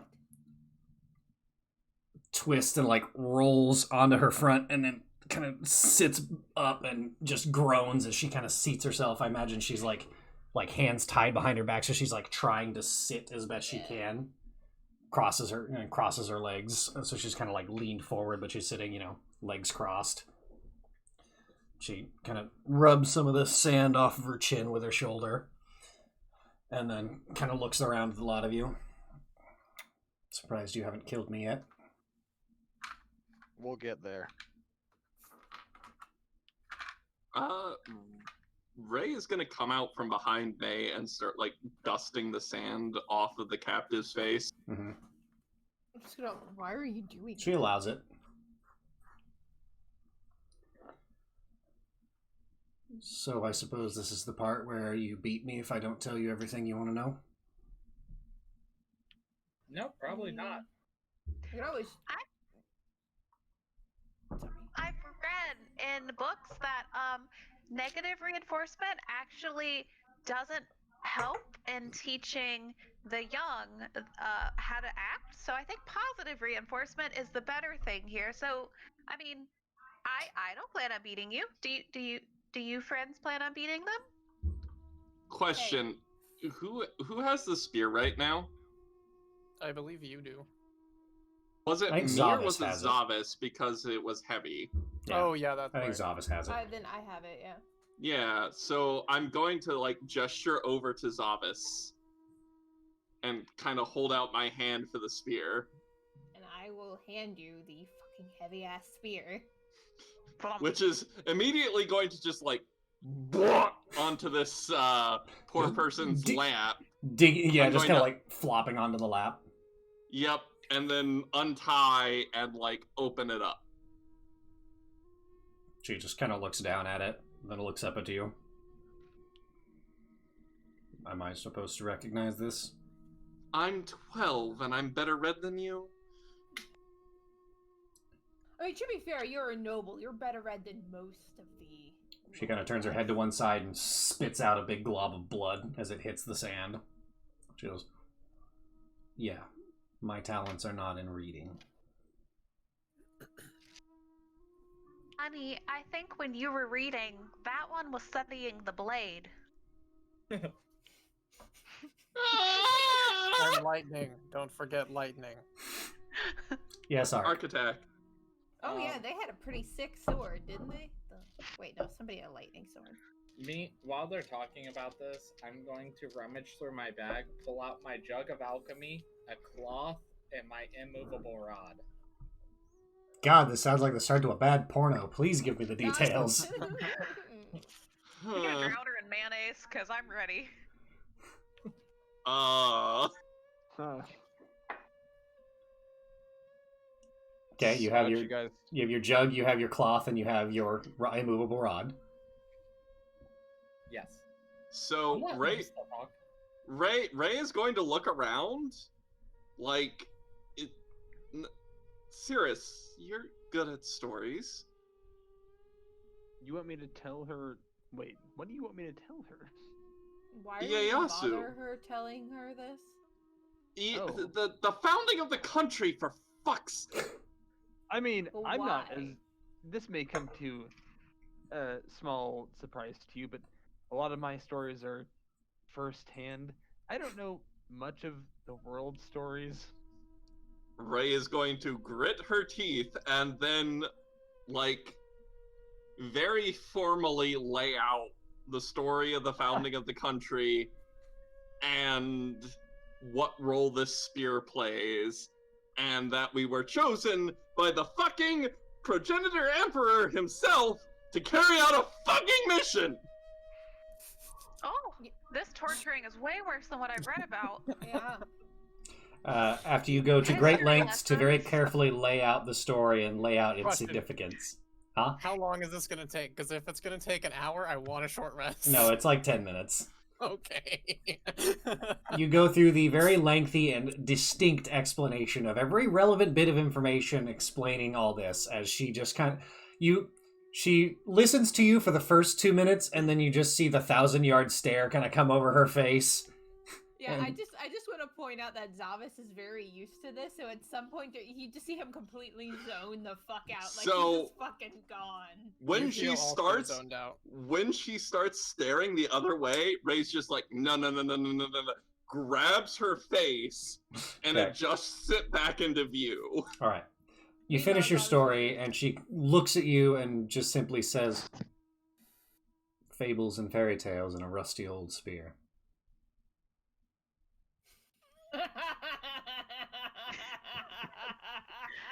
Yeah, I'm not sure what you were hoping to accomplish there. Yes, Ark. Can the spear do anything to maybe drive that point home? Not literally, but you know. Zavis. Yes, It seemed Architect. Not. Ark is going to casually walk over to Zavis after gathering his supplies in his arms. Would you mind grabbing me one of those bigger rocks and bringing it over here, please? Fuck it, sure. I'll go pick up a rock. A nice big old rock. Yeah, you get like a, like a honeydew melon-sized rock. Yeah. Thank you.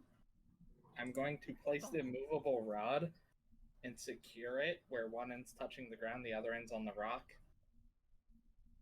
Okay. The rest you can carry on. I'm busy. Okay. But Architect, I have a question. Couldn't you just do something, read this person's mind? Aren't you one of those Well, types? yeah, I could, but this will probably be more fun. Also, can you tie them to this rod? Feet on the To the- rocket. I like where this is going. I'm going to tie her feet to the rocket. Ray is going to bodily try and stop you. I'm just gonna move her small body just... Okay, so what exactly is the... Before we get too much further, because I'm the Dungeon Master and I need to know what your plan is here, what is your intention by tying her to the rock?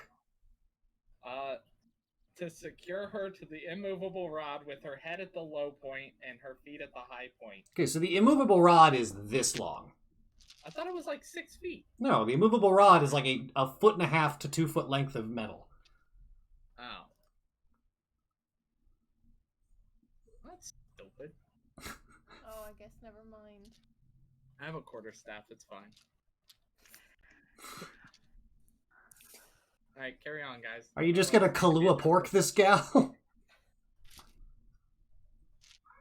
words usually better for interrogations than prompts? Is this an interrogation? This is so What? weird. I'm Ray, just gonna look at her and just continue tying. Like, fuck yeah, this is gonna be fucking fun.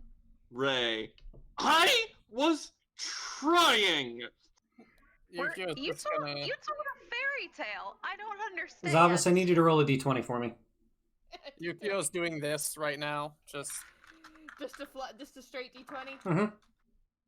and then once this resolves, if nothing 18. happens, then 18. As you slide this woman around and begin tying her feet to the rod as best you can, you notice that her arms seem to have gotten a little bit of wiggle room. And it's Okay. at this moment that you realize that she has managed to use a small knife to cut her binds. Okay, so her binds are cut. Yeah, her binds are cut. I'm just gonna So- fucking grapple her. Okay. Just throw my weight into her and knock her I into was the sand. Giving you a roll to see if you noticed while you were shimmying her that the binds are cut, because Yeah. she's very adept at hiding her movements.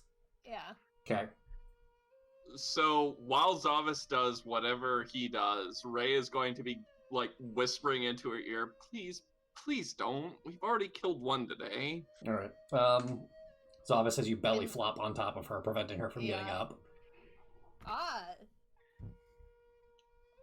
Trying to get away. Help me tie her back up, and I'll take the knife away from her hands. We're not enemies, please. Okay, I know. I'm at this time going to cast enhance ability on myself. Mm-hmm. Oh, shoot. No. I'm not gonna cast that. I'm just gonna go, who here would actually like to interrogate her? Because this is very odd, and I think we're doing it wrong. I'm gonna Architect? grab... Oh, I'm sorry. Yes, I'm going to I'm cast good. enhance ability on Arc, knowing that it's probably a bad idea, but now you have advantage on charisma checks. Wow, the most charismatic character didn't get it. Hey, I'm just as charismatic as you are. Are you So you gonna just hit? gonna be like, what exactly is the point of this? Sorry, I missed what Jordan said.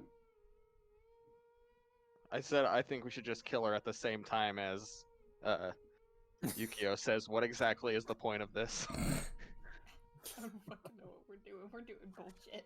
We Ray. already know what she wants. She wants Ray. us dead. We Ray. already know who she's with. She doesn't care what we're doing. She just wants us dead. I see what you were going for, Ray, but I don't think that these people have any respect for tradition anymore. I'm just kind of sitting there, just like holding her down. So, do you want me to kill her? That would be preferable. All right. Architect and then Ray. Architect. Architect's gonna stand over top of her holding the jug and then go, wait, what are we even trying to find out? I honestly don't know. I was just going with it. Okay. That is exactly my point. The only curiosity I have is how they tracked me down, but that could be a number of things, and they'll do it again. They'll find us. I mean, I stick out like a sore thumb. Ray?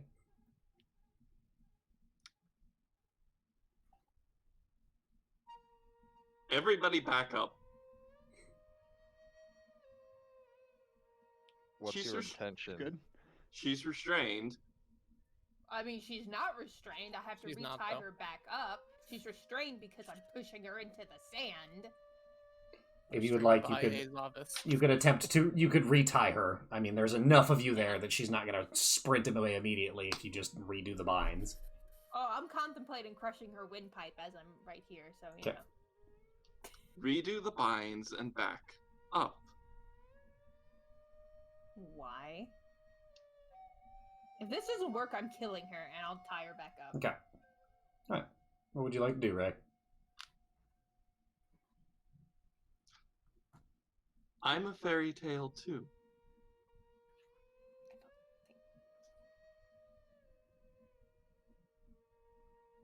You won't hear me?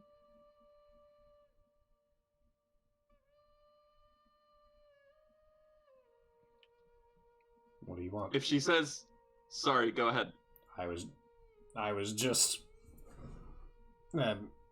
She's just kind of looking at you and goes, "What do you want?" Your cooperation. You will not get that. My loyalties don't lie with you. Either kill me or let me go. Ray kills her. Okay. Coup de grace. Gentle enough, I could perform a coup de grace with a rock. Sorry. We should let Yukio do it so he can get his specter. So if Nah. if wouldn't I use the if nuts I on am that. allowed to do a coup de grace, what I do is take the black marble, shove it into her throat, walk away, and then it just implodes on her. Somebody here was disgusted by dead bodies, and now they're coup de grace people. Architect, you had something you wanted to interject, possibly? Architect is very frustrated now and pours his 2 pounds of mayonnaise into the hat, or to not his current hat, but his old hat. Oh man. Your old hat, not the new one that you've just turned into like a rave hat, right? Yes. Okay. Is that mayonnaise? It's Derby not cat. important. Derby calf bukkake. It's terrible. No, wait, I haven't had mayonnaise in forever. Let me. Does it actually? Is it still good? We will say, for the purposes of this, you are able to execute her summarily if you would like. Yep, Unless doing anybody that. wants to stop Ray. Okay. All right. So black marble down the throat. An implosion of Gravity. magic, and she's dead. Dead Yep. beyond easy repair. Like, what I'm imagining is she's trying to do it so there's not a whole lot of gore, so it's just black hole in your innards.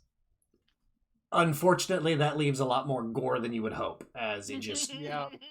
You just cover all of us in blood. No, thankfully, there's no, like, there's no Implodes, it's explosion. gotta It is go an somewhere. implosion, but what's left is a mangled mess of meat and bone.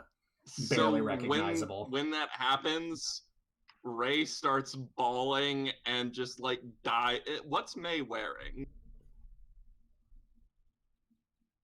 What does May wear? What's their fashion? Do they have a cloak? Do they have a robe? What's... Oh, me? Yes, your Yeah. name is May.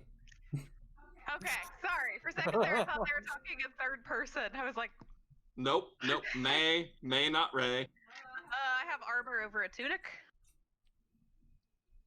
She just like clings to one of your legs and like buries her head in it. Okay. May is going to rather promptly and kind of harshly shove Ray away and just go, you should go to Zavis. Leave me alone with this mess. And then I'm just going to stride into what is now the gore and start trying to clean the area and try to make a grave. Okay. As May kind of just, for the first time in your short experience together, shoves you away with little ceremony and then begins setting to work. A very solemn cast on her face as she begins digging a proper grave here in the sand. Takes her a while. I will say you guys get your short rest in as she takes the time necessary to bury the body and then say specific rites over it. What is left? There's not much in way of anything special. The sword is a katana, and it is, I will just say for the sake of brevity, it is a magical longsword, mechanically. It is a magic weapon, no enhancement bonus, but it is itself magical. Very finely crafted, very simple construction, but very, very, very well made. And beyond that, nothing really. I'm gonna does anyone else use swords? Not besides mine. I'm just gonna pick it up. Okay. Ark? I have What? letters that need opening, and that would do fine. I'm sure you could get much fitter blades for opening letters, Architect. That's disrespectful to the sword, and I'm just gonna... The pin is mightier than the sword, and the envelope is mightier than the pin. Transfer of properties. I need the sword. You want... Gil will just pull out his sword. Alright, get a pen. Let's go. Use in large. Get massive. Oh, God. Still All works right. for me.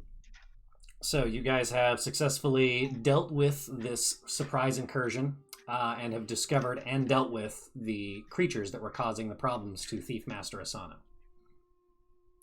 Are you planning on returning to Port Kaze, or Yes, I was. What? I was going What to... time is it? not quite point? noon? Yeah, I was going to say probably Okay. midday. Yeah, because we came out here first thing, Mhm. bought some spider poles, and Yeah, it would be just shortly after noon by the time you guys got back.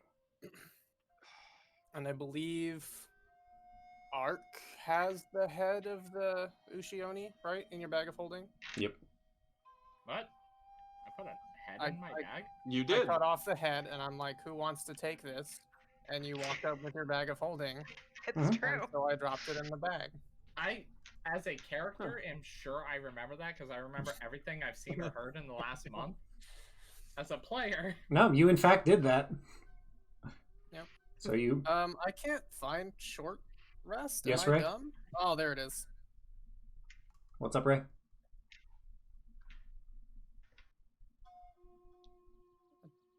All right. I don't mean to take up too much time. That was like the kid just killed somebody, and the whole reaction was kind of harsh. So she's Yep. going to sulk out in the wilds for a while. She has.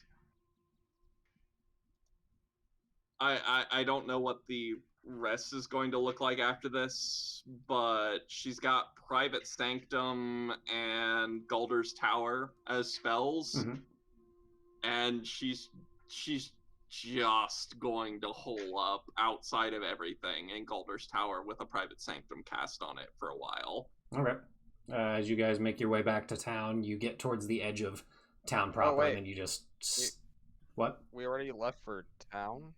You don't have to yet. I don't know what you Yeah, guys are yeah, doing. I was I'm not getting any gonna clear say. direction as to what your plan is beyond this.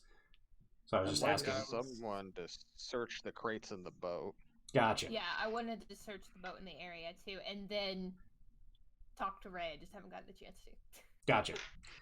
So in searching the crates in the boat, you find that they are filled with a lot of exceptionally fine smoking tobacco that has thankfully not been water damaged as of yet, as well as some very, very fine silks. Ark? So are we Right taking on. these back? Don't see why not. Okay. Probably get So- some extra rewards. So you got those. Zavis, you wanted to talk to Ray. Architect, what was your question? I was going to ask Zavis to tie a bigger rock to a string so I could wear it around my waist. Sure, I will tie a big rock to a rope. Okay. I'm going to walk Tyler. into the water and search the bottom of the water for any crates that might have fallen out or been broken and fell in the water. Make an investigation check. You I'm feel kinda- like sleeping in a tree. Okay. I just watch him walk into the water like,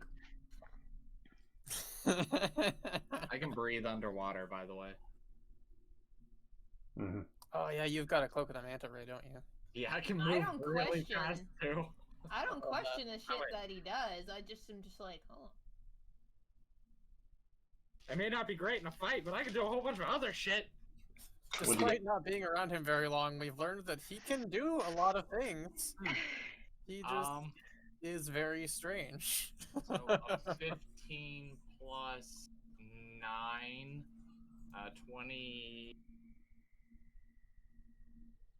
24? You find no crates that were overturned or put into the water, thankfully. Did I see any cool shells, though? That would also be equally important. No shells of particular exciting coloration or size.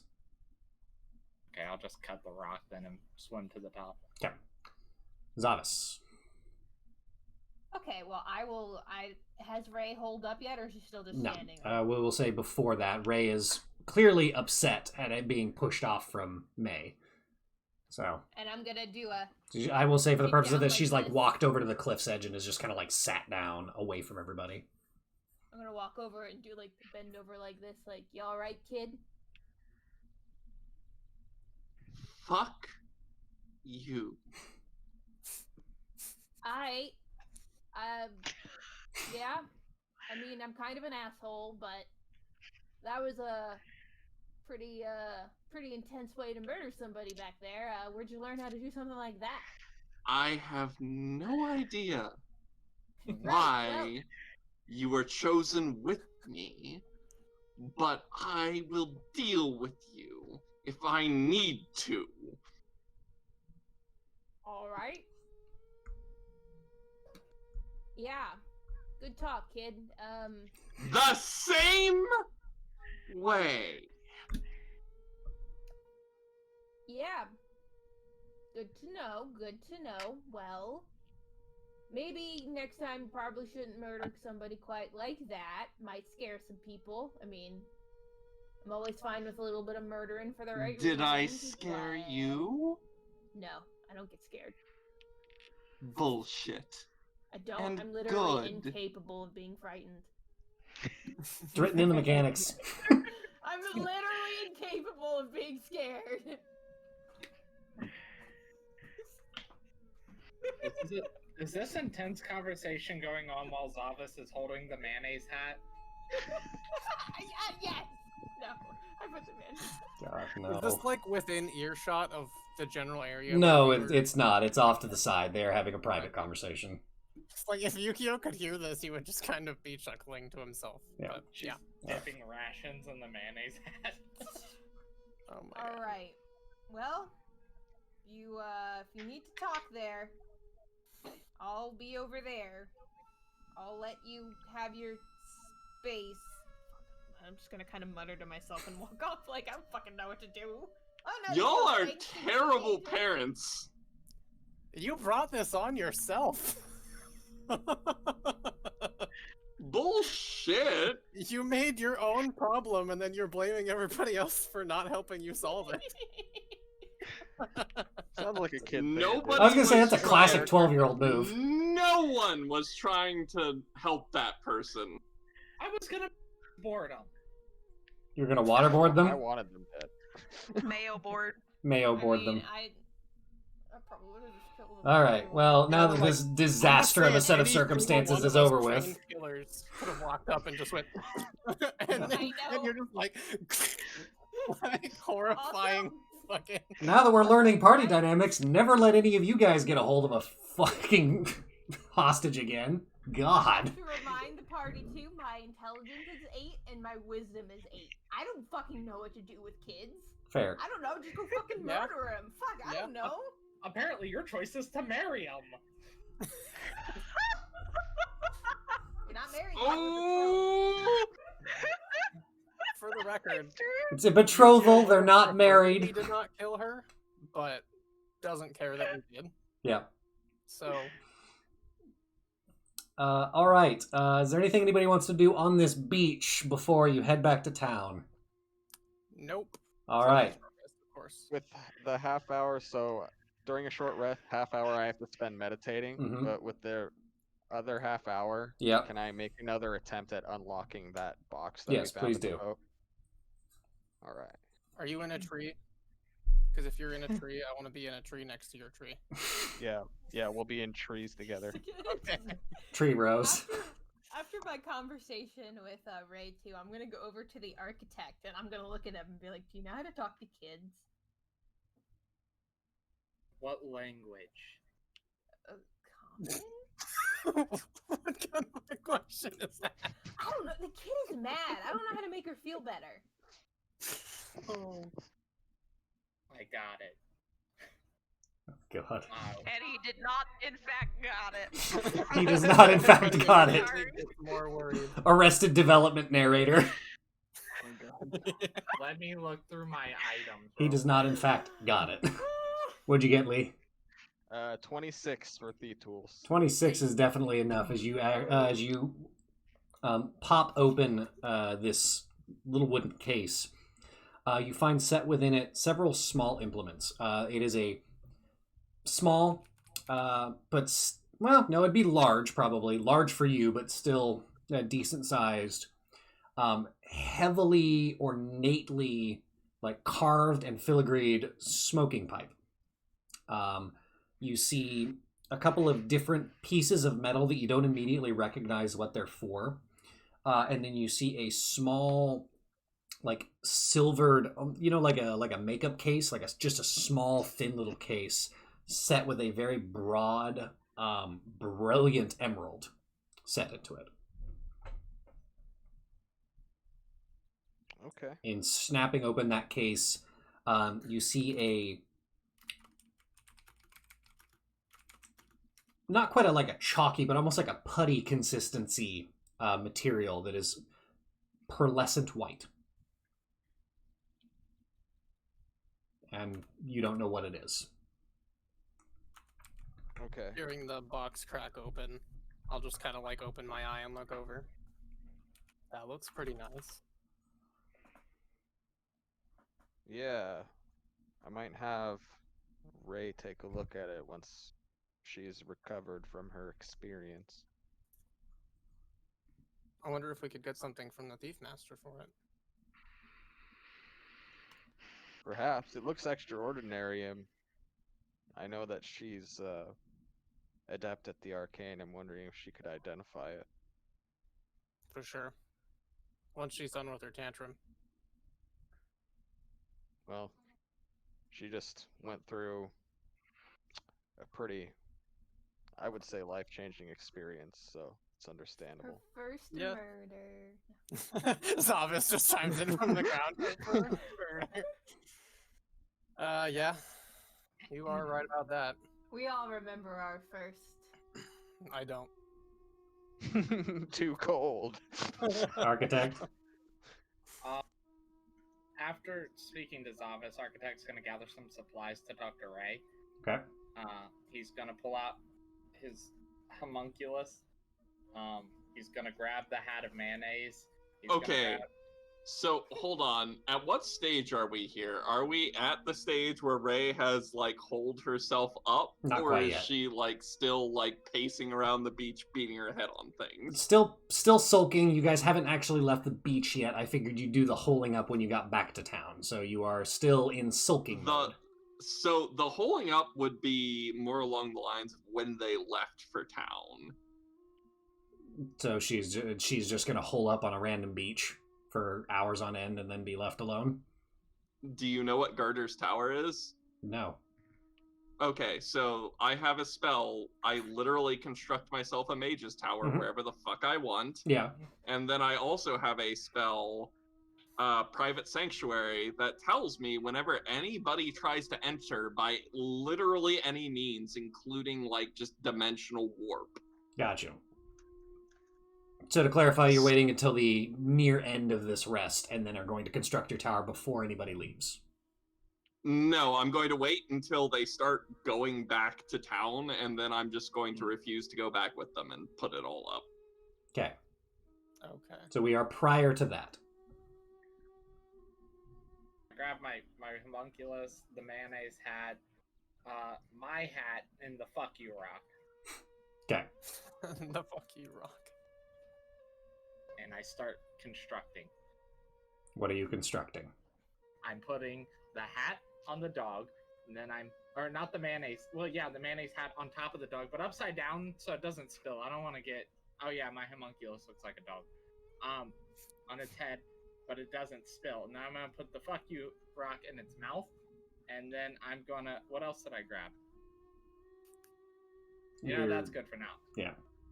I'm gonna have him walk over to Ray and drop the rock for him. Or her. This So confused. mechanical canine-looking creature trundles forward with an upside-down like bowler's cap that's just brimming with mayonnaise, but it's kind of been like wedged in between the ears, so it's just kind of like sloughing, kind of side to side, jiggling. I would say it's fair. It's not quite sloughing consistency. And then it walks over, drops the rock in front of you, and then makes this like, as if it's like panting, but it's just like too quick. So I think it's 3 times per day is what we agreed on?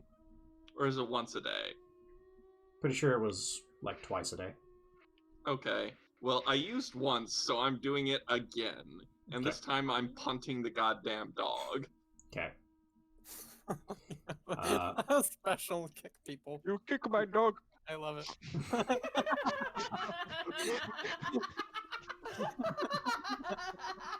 Okay, go ahead and roll for it, I suppose. Oh man, what a blast from the past. Wait, 22.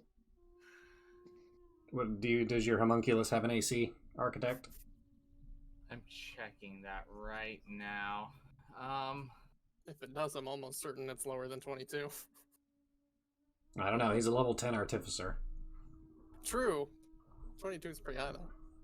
It says it has stats, but it doesn't tell me what the stats are. Okay. Can we say for the sake of comedy that it's been punted? For the Yeah, sake of comedy. As you The sec- yeah, probably. As you hit it in the chin, its head shoots straight up, and the bowler cap of mayonnaise just kind of goes over the top, arcs, and then just lands on its butt, kind of like sticking, and then mayonnaise begins pouring down its back end. And it just kind of like... I'm gonna have watched it land, and I'm gonna look at Architect and go, that worked. Yeah. Better it get kicked than me. And I'm going to walk towards her while using Mage Hand as a cantrip to flip the dog upright. Okay. May, you are just about finished with the grave at this point. Okay. Finished, putting the grave together, and you've got the body in there, you've covered it, and you are just saying the final rites as numerous Kodama have, like, surrounded it, and they all are, like, putting their little hands together in prayer. I had a quick question for you on your direct messages, too, if you want to. Gotcha. Sorry, it's harder for me to notice no, those. You're fine. Yep.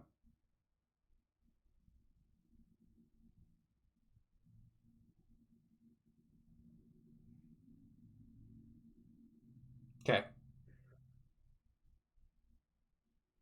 Okay. As the grave is completed and I'm finishing my last rites, I'm just gonna take a bow next to the shrine and kind of, I guess not bow. I'll sit down, cross-legged, kind of chilling, and cast sending. Okay. Greetings, mom and pops. Things here aren't easy. I'm unsure if my companions are heroes or something else. Miss you so much. That's it. Okay. As you speak your spell into the air, a minute or so goes by and no response. Yes, Yukio. Once May is done with the funeral rites and everything for this person, Yukio will hop down, come over, and pay his respects as well. Okay. To your surprise, May, Yukio comes over and gives a quick bow and a small uttered prayer. Nothing complicated, but... I'll have a little tiny light smile and just a, oh! Okay. I'll nod to May and then go back to my tree until we leave. Yes, Ray. So what I'm imagining is this is happening. People are packing up to leave. Yep. That's pretty much what's going on, unless somebody else had something they were going to do. And then as they're did anybody else have anything they were going to do? Not so much? Nope. All right. So when people start like going to leave and go back to town, Ray is going to scream out, "Oh, so you only have things to do for them after they're dead." And then she's going to, just walk the other way as they go back to town. Okay. I'm sorry, what? I feel like you will literally say that as you're walking away.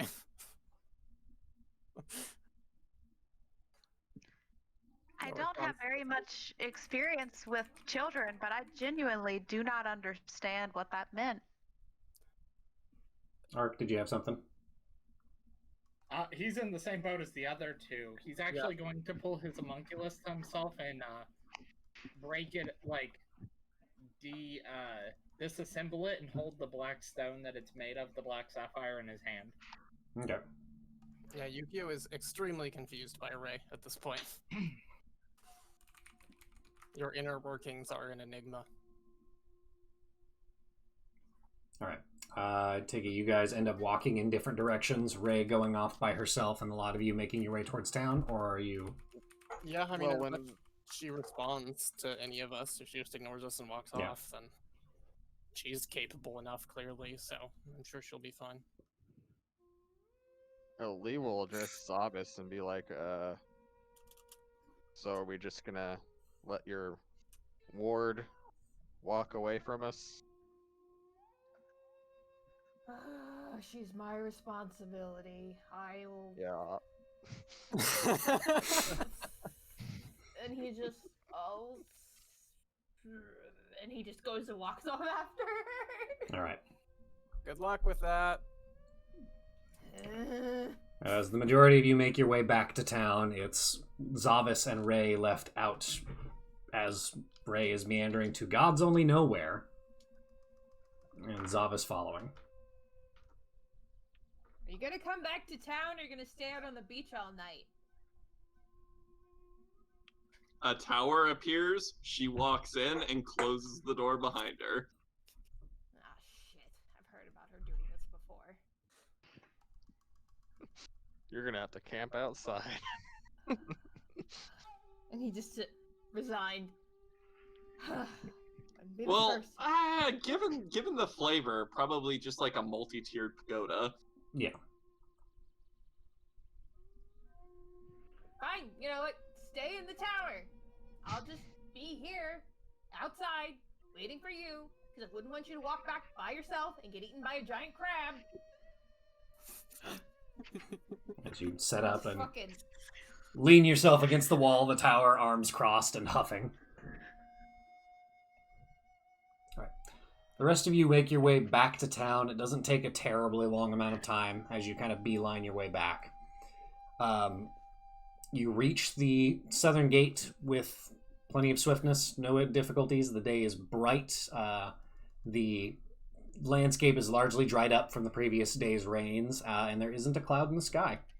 It is warm and breezy and smells delightfully of coastal air, and the midday sudden rise in the smell of cooked things as lunchtime has come around. Is there anything you guys would like to do?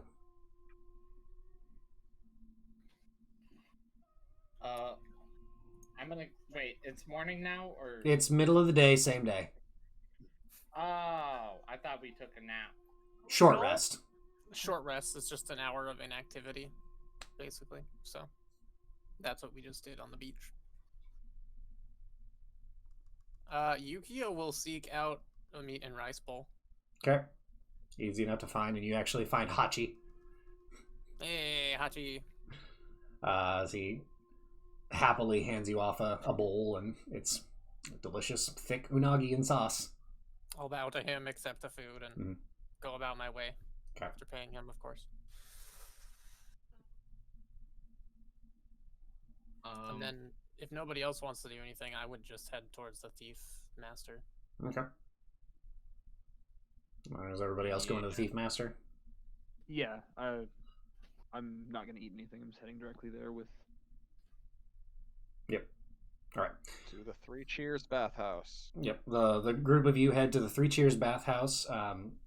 You find it is open, and there are a couple of patrons that are in the main chamber, the main like multi-pool chamber. You see the one of the Thief Master's large Ogama guards standing guard outside one of the more private rooms. As you enter in, you are allowed in. You find Thief Master Asano lounging again in this water with a large smoking pipe in his mouth. And he seems to be kind of flitting through a couple of different scrolls, reading over some things. There's a large array of like different lunch foods kind of set out. His one good eye swings in your direction as he clamps down on the stem of his pipe, and his face contorts in what you imagine is some sort of charming and happy smile. And he goes, "Hello." Greetings, Thief Master Asano. Back so soon. Yes, and with good news. Ark, if you would, kind of gesture at your bag to, like, let him reach into it. I'm going to, like, not let him reach in, and I'm gonna reach in. I got some stuff in there. But I can only grab what I'm reaching for. That's True. how they work. Oh, okay. Then you can reach into my bag. I'm still hesitant, because I'm not entirely sure how all my items work. Okay. So I'll reach into the bag and pull out the head, which I will say that I let mostly drain of blood before I dropped it in Architect's bag for, sake of convenience. You pull out, it's very sizable. It's a hefty head as you get it and kind of are holding onto it by one horn as it's hanging. I'm just going to, like, drop it on the floor. Somewhere kind of out of the way, so it's just kind of resting there. He rankles his snout at it, if a frog has a snout. What are those? Ushionis, they're called. So I imagine my men were... Dead. It figures. Did you recover anything? I'll look over to Lee. We did find Yeah. something. I'll produce the box with the pipe and everything. Mm-hmm. All right, the We pipe, also the have some silks, the tobacco, tobacco, and too. all that. And he goes, "Ah, excellent!" As he gestures for you to hand him the smaller box. I will do so. And he cracks it open and then pulls out. I've been waiting for this for no less than 3 years. As he takes that, puts his other pipe gently and respectfully down, takes that little, like, emerald set silver box, pops it open, takes another little metal piece, scoops the material out, packs it into the pipe itself. And then as he takes a lit, essentially like a match, a lit wooden stick, lights it up and begins puffing on it. And as he's exhaling, you see this rainbow-colored smoke begin to kind of pour out of his mouth. And as it does, it expands, and you see little, like, almost like little shocks of lightning running through it. As he's smoking heavily. Yes, Architect. Architect's gonna point at the old pipe and be like, "Can I have that one?" He kind of looks over, throws it at you. I'm gonna put it in my bag. Okay. You have a pipe worth 3,000 gold now. Sweet. Ah, Okay. That's some Nice little bonus curious check. looking smoke there. And you can see his one bad eye begins to get less and less foggy. It's medicinal. Medical with that, huh? As the fog begins to clear for the eye. The scar is still present, but the eye seems to, he blinks a couple of times and the fogging seems to fade, and then the eye kind of twitches in its socket for a second. And then he says, "It's medicinal." That's what they all say. Yes, Ark? Architect's gonna gesture in a sense of, "Can I approach?" He nods in a sense. I'm gonna plop down in the nearest like comfortable spot next to him, and be like, "Can I hit that?" Jesus Christ. He's okay. He is he kind of looks at you and he says, "Respectfully, this is extremely hard to acquire, so I'm gonna need the lot of it." Do you recognize anyone that wears the hat that I'm wearing, but not as cool as this one? He kind of looks at it and, "How did you come about a hat with the Imperial seal?"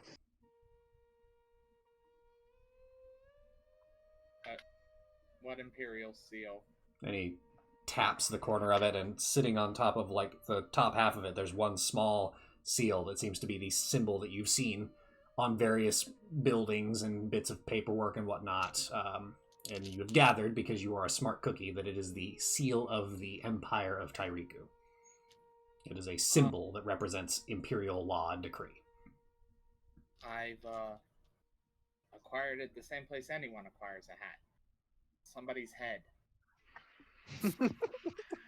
As long as it doesn't make its way back to me.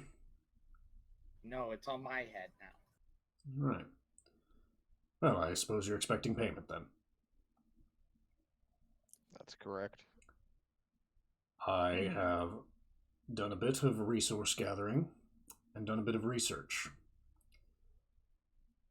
And I have gathered, and he kind of takes out a scroll, and you see he's actually just finished writing in it as he throws some sand on it and then lets it dry, rolls it up, and kind of hands it towards, I would say, Yukio, since you've done the most talking to him, as he points it towards you. Says, "This contains suggestions as to where the locations you might be looking for are. Now, I have no hard evidence, and I have no solid answers for you, but these are possibilities. The closest one your best bet is somewhere around Lake Kuzu, east of here. You will find it by way of... Sorry. Would I be familiar with this lake at all? Vaguely. You find it by way of Hatsu Village. Due east, should follow the main road, shouldn't have any issues. Thank you. That's where you can begin your search. Other than that, I don't have any answers for you specifically. Well, you've given us more than we could have gotten otherwise. Thank you. Oh, thank you.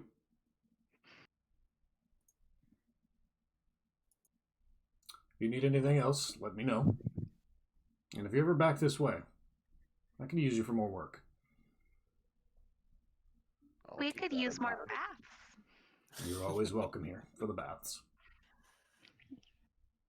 And Yukio will do a bow and... Okay. May, you had said you wanted to do something.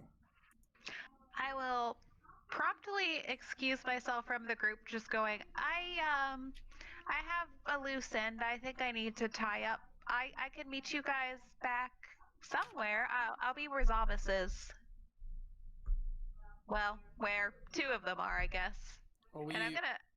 Oh, okay, sorry, continue. were you saying that you were going back out to them? Yeah, after stopping at the market for some quick stuff. Okay, never mind then. Okay. So then I would like to see if there's any, like, small stores nearby that have, like, tea, the tea set, maybe, and then some kind of, like, tea cakes or something, and a musical instrument, preferably, like, a stringed one. Okay. With a little bit of searching around, without too much difficulty, you're able to find those things. Okay.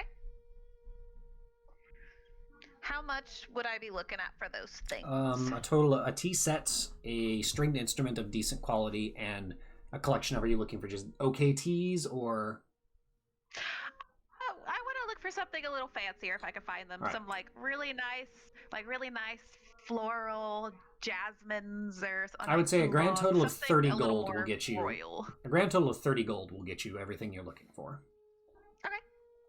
With those things in tow, I would like to go back to where Zavis is currently at the bottom of the tower. Mm-hmm.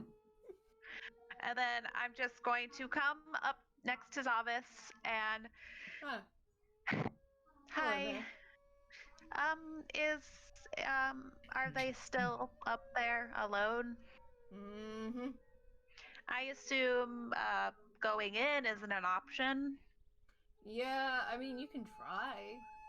I think it might be. I think it's probably best to give her space, but I figured we could give her company. I have some things here, and I'll take out the tea set and start to make like a really nice like milk oolong tea. I have some tea here. And I have some honey biscuits to go with it, and honey biscuits. you could definitely have some. Just make sure you save most of them for Ray if they come back down. And She's probably hungry by now, I would assume. Well, maybe if there's a window open, she could smell it. Her tantrums usually end when she gets hungry. I think we all like that once. We got tea cakes, biscuits. And then I will take out my new small instrument and start performing a song. I'll just go, my parents, I remember, well, they used to play me a song all the time when I was upset, and it's probably a little morose for a child, but to be fair, Ray seems a little morose. Just take out my instrument and start singing and playing. I guess the equivalent would be like Hosier's in a Week, like really sad lullaby. Okay. How Singing fucking dare you? Start singing a super sad lullaby at the bottom of the tower. Okay. Let me see if I can find one on YouTube. You are able to do so, and before we resolve that, I just want to know, is anybody else doing anything before they head back to the tower? Yes, I Architect. have a quick... Oh, never mind. Go ahead, Architect. Yeah. I was going to follow, like, back to the tower also, but not, like, right on her. I'm a bit behind. Yeah, okay. And then Yukio? I just had a quick non-story related question. I just realized that I never put any gold in my bag. How much money did we start with apart from our equipment? 3,000. 3,000. Okay. Hmm. I was just looking at myself. I'm like, something's missing here. Yeah. Okay. Alright. We I'll take off a rich. little bit of that because I imagine as the 3 ninja-esque individuals who are left, Cirrus, Yukio, and Lee, I imagine you guys have been kind of traveling together?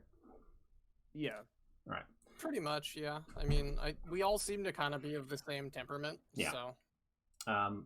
As you are, is there anything that you guys are wanting to do before you're heading back to the little tower?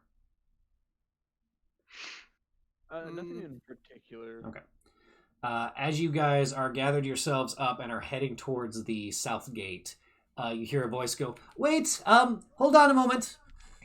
Then you turn and you see Hachi, and he has a very large backpack on. Says, "It seems Thief Master Asano definitely believes that I owe him for... I've lost track, honestly. Anyways,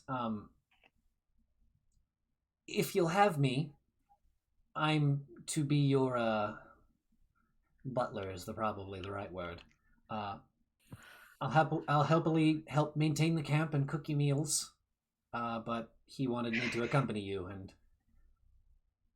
I mean, honestly, I think maybe he thinks if you all end up dying, he'd like me to hide and then filch the equipment for a good price, but... It's fair. It's a sound business strategy. His heart, I mean, his heart is in the right place. He does like you, which is it surprises me. though? Does he though? Well, Architect, I'll happily have you along as a witness to prove him wrong. excellent. Architect, Yes, I would enjoy you, more of your company, Hachi. you had followed May, so you are not involved in this Okay, conversation. that's actually what I was gonna say. Yeah, no, you had Maybe followed you're May, putting so it you were. that This is happening afterwards, so you were not present. But yeah, good. What do you think, Cirrus? Yeah, I'm very much okay with having a personal butler. You can write down some of my memoirs. My writing hand gets tired after I beat things with it. He goes, I was first trained as a scribe, so this actually works out well. I will do best to immortalize your deeds, and hopefully... Please do not immortalize mine. Thank you. Yeah, don't mention me either. Yeah, you can, Okay. there's him. That actually is easier, because trying to keep track of all of you is going to be hell. So, that's all right. Okay. So where are we going? This way, and then I'm just gonna start walking. All right. Without further ado, you guys reconvene at the bottom of the Tower of Tantrums. What? Why is everybody coming back here? Because you're a 12-year-old in a world where you could get eaten by a giant fucking bull spider demon. Nobody's gonna leave you outside, no matter how powerful you are. I can sleep equally as good in a tree or in a hotel, okay? Yes, I wanted to do Zavis. a very Zavis thing while we've been waiting. I just made a big, massive bonfire on the beach because fuck it. Okay. Nice. Just cause, so it's fucking Yeah. huge. You guys see the bonfire and you make your way back. Ray. So, alright, I get to determine the arrangement of the tower. Mm-hmm. So, Are you the gonna way give- it's laid out... Are you giving at yourself the a top- dramatic balcony? No, so at the top, there is an observatory. Okay. Below that, we've got a floor of bedrooms. Okay. And below that, like, first floor is a bathroom / sauna, and I am not kidding, honest to God, that is one of my options. Mhm. That's fine. So it's just like one of the best. The way that the spell reads is like one of the best, like, small saunas you've ever seen, like best Gotcha. bathhouses you ever seen on the bottom. The Above place is that like a is- very expensive Airbnb. There are 300 Yeah. square feet, and they utilize all of them immaculately. Yep, and then above that is a bunch of bedrooms Mhm. that are extremely comfortable, and above that is an observatory in which sits Ray, just like staring out his telescope and paying no attention. Okay. As you notice, it is approaching evening time. And if you harry a glance outside, you see a bonfire with several of your companions kind of set up and sitting around it just outside the front of the tower. You see the small tanuki, Hachi, is currently in the midst of using part of the bonfire to cook, and is passing around warm cups of tea, or like hot cups of tea that May has helped prepare. And everybody seems to be having a pleasant enough time.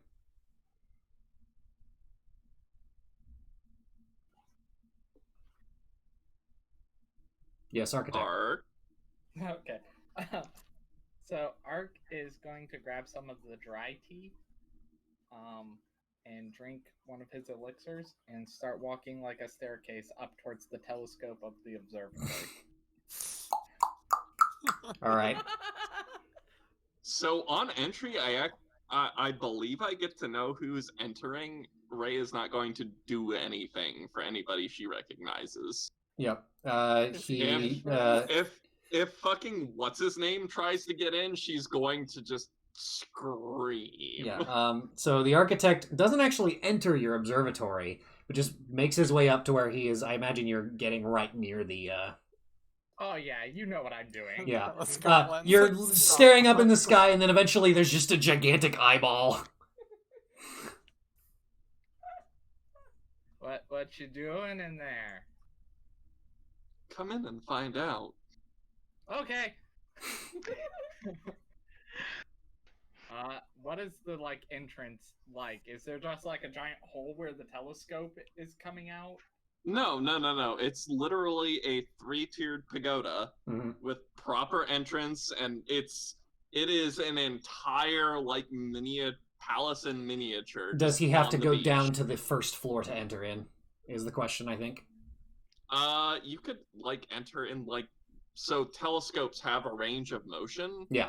At the very least, in terms of elevation. Gotcha. Just from my science knowledge, yeah. So you would be able to slip in on that. Yeah. There's a small landing with the telescope that's kind of set into it, and it's kind of in a recess, but you can easily alight onto the little it's essentially a balcony, kind of a covered balcony, or partly covered balcony.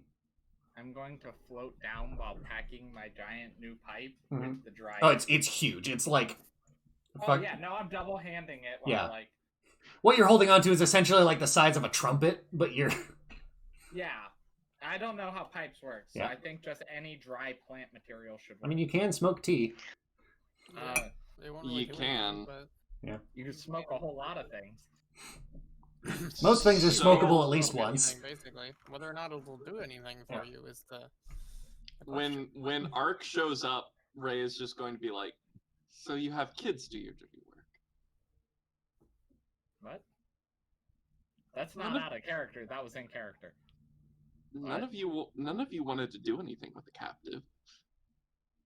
In my defense, I was gonna pour mayonnaise on his face until he told me what to do. Torture's worse than death, you know. Did you see the death you did?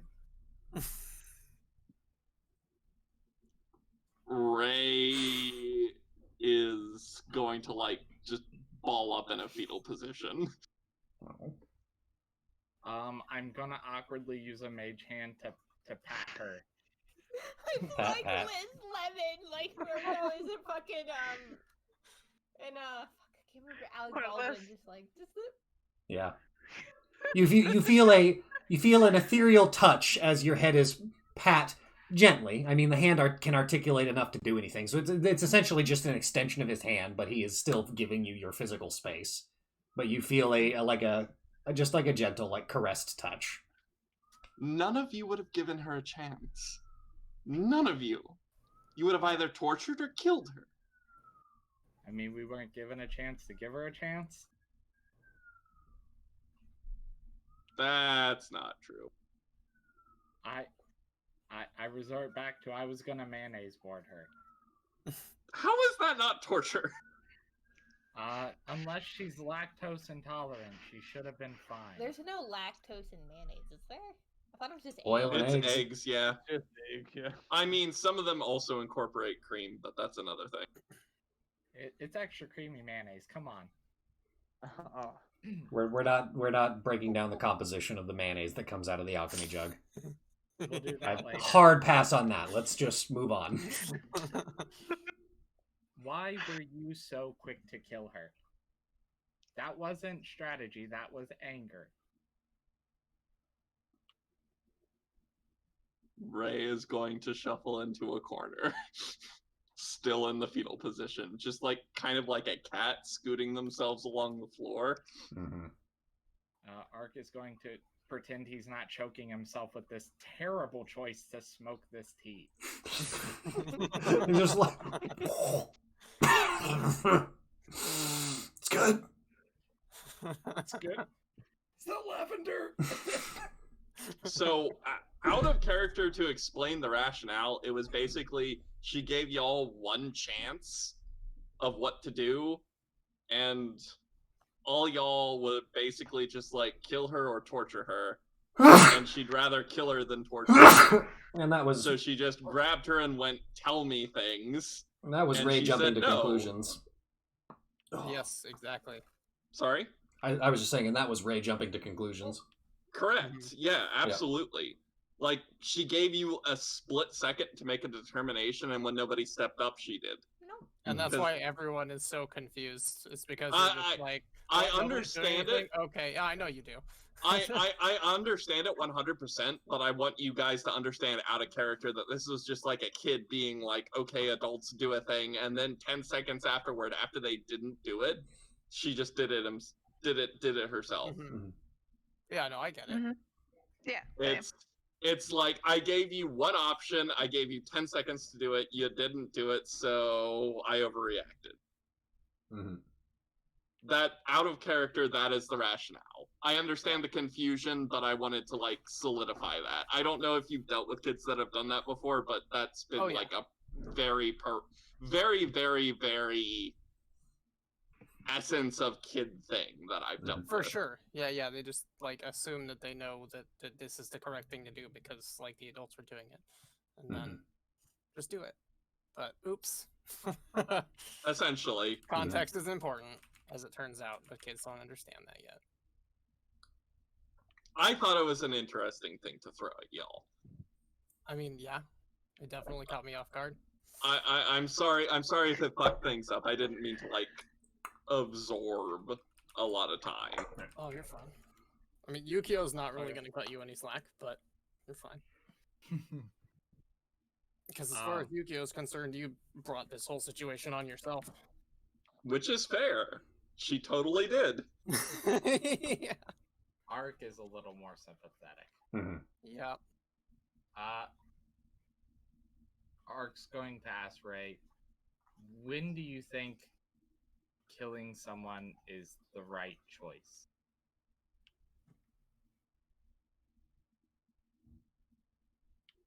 Crying louder. Oh, okay.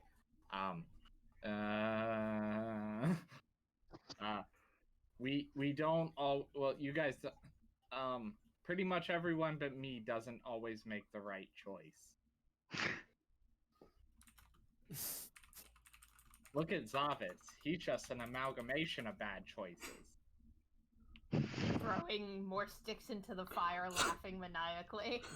Ray walks down a floor and just burrows herself into a bed. All right. And dispels the private sanctuary, or doesn't dispel, but yells out of the top of the pagoda prior to burying herself into bed. Essentially, come in if you want. Okay. You guys have a tower in which to rest for the evening that is very lavishly put together. Not large, but comfortable. You have a bonfire, and you have good food and good tea. I will say that for the purposes of the session, unless there's anything anybody else would like to do, we can... yes, May. I'd actually like to try to talk to Ray before the end of the session, but... Okay. Yeah, you're welcome to. I'm going to go inside, having been invited. Mm-hmm. And I'm just gonna sit very carefully, like a little afraid. on the edge of the bed that Ray is in. Mm-hmm. You find your way. You go up to the tower. You find the room with the sobbing, and you make your way gently in and perch yourself just kind of on the edge of the bed at a respectful distance, hands folded in your lap. Ray's muttering for your information if May waits a second before talking. It's just fluctuating between why do I have to do everything myself and why am I so useless? Okay. Oh, listen, littling, I understand. I understand that the decision was that the assassin had to die. I don't understand why such violence. I haven't seen that kind of massacre, and it's been a long time. It wasn't necessary. It didn't have to go like that. It didn't have to be so violent. I got scared. I'm not very strong, and I get scared a lot. So after that, I pushed you away, and I'm sorry. You're very smart. You're very capable, and you're so eager for life. You do a lot of good stuff. It's just you don't have to bloody your hands like that. Your husband in waiting. That's a funny term. He is literally always willing to bloody his hands for you, or probably for anyone. I'm sure no one even has to ask. You don't have to do that yourself. I think probably we're the good guys. Most of us, maybe not me, would be willing to do that kind of thing. So you don't have to. Are you okay? What can I do to help you be okay? And then I'll stop talking for a moment.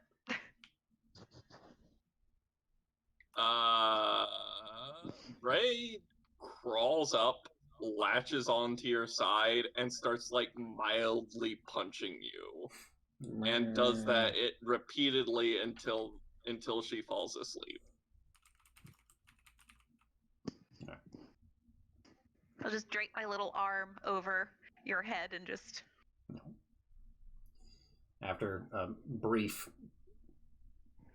faint and not violent punching, but just the lamenting of a kid who just doesn't really know what to do, she falls asleep, and the rest of you are able to retire for the evening, and we can pick up next session in the morning, unless anybody else has anything they want to address. All right.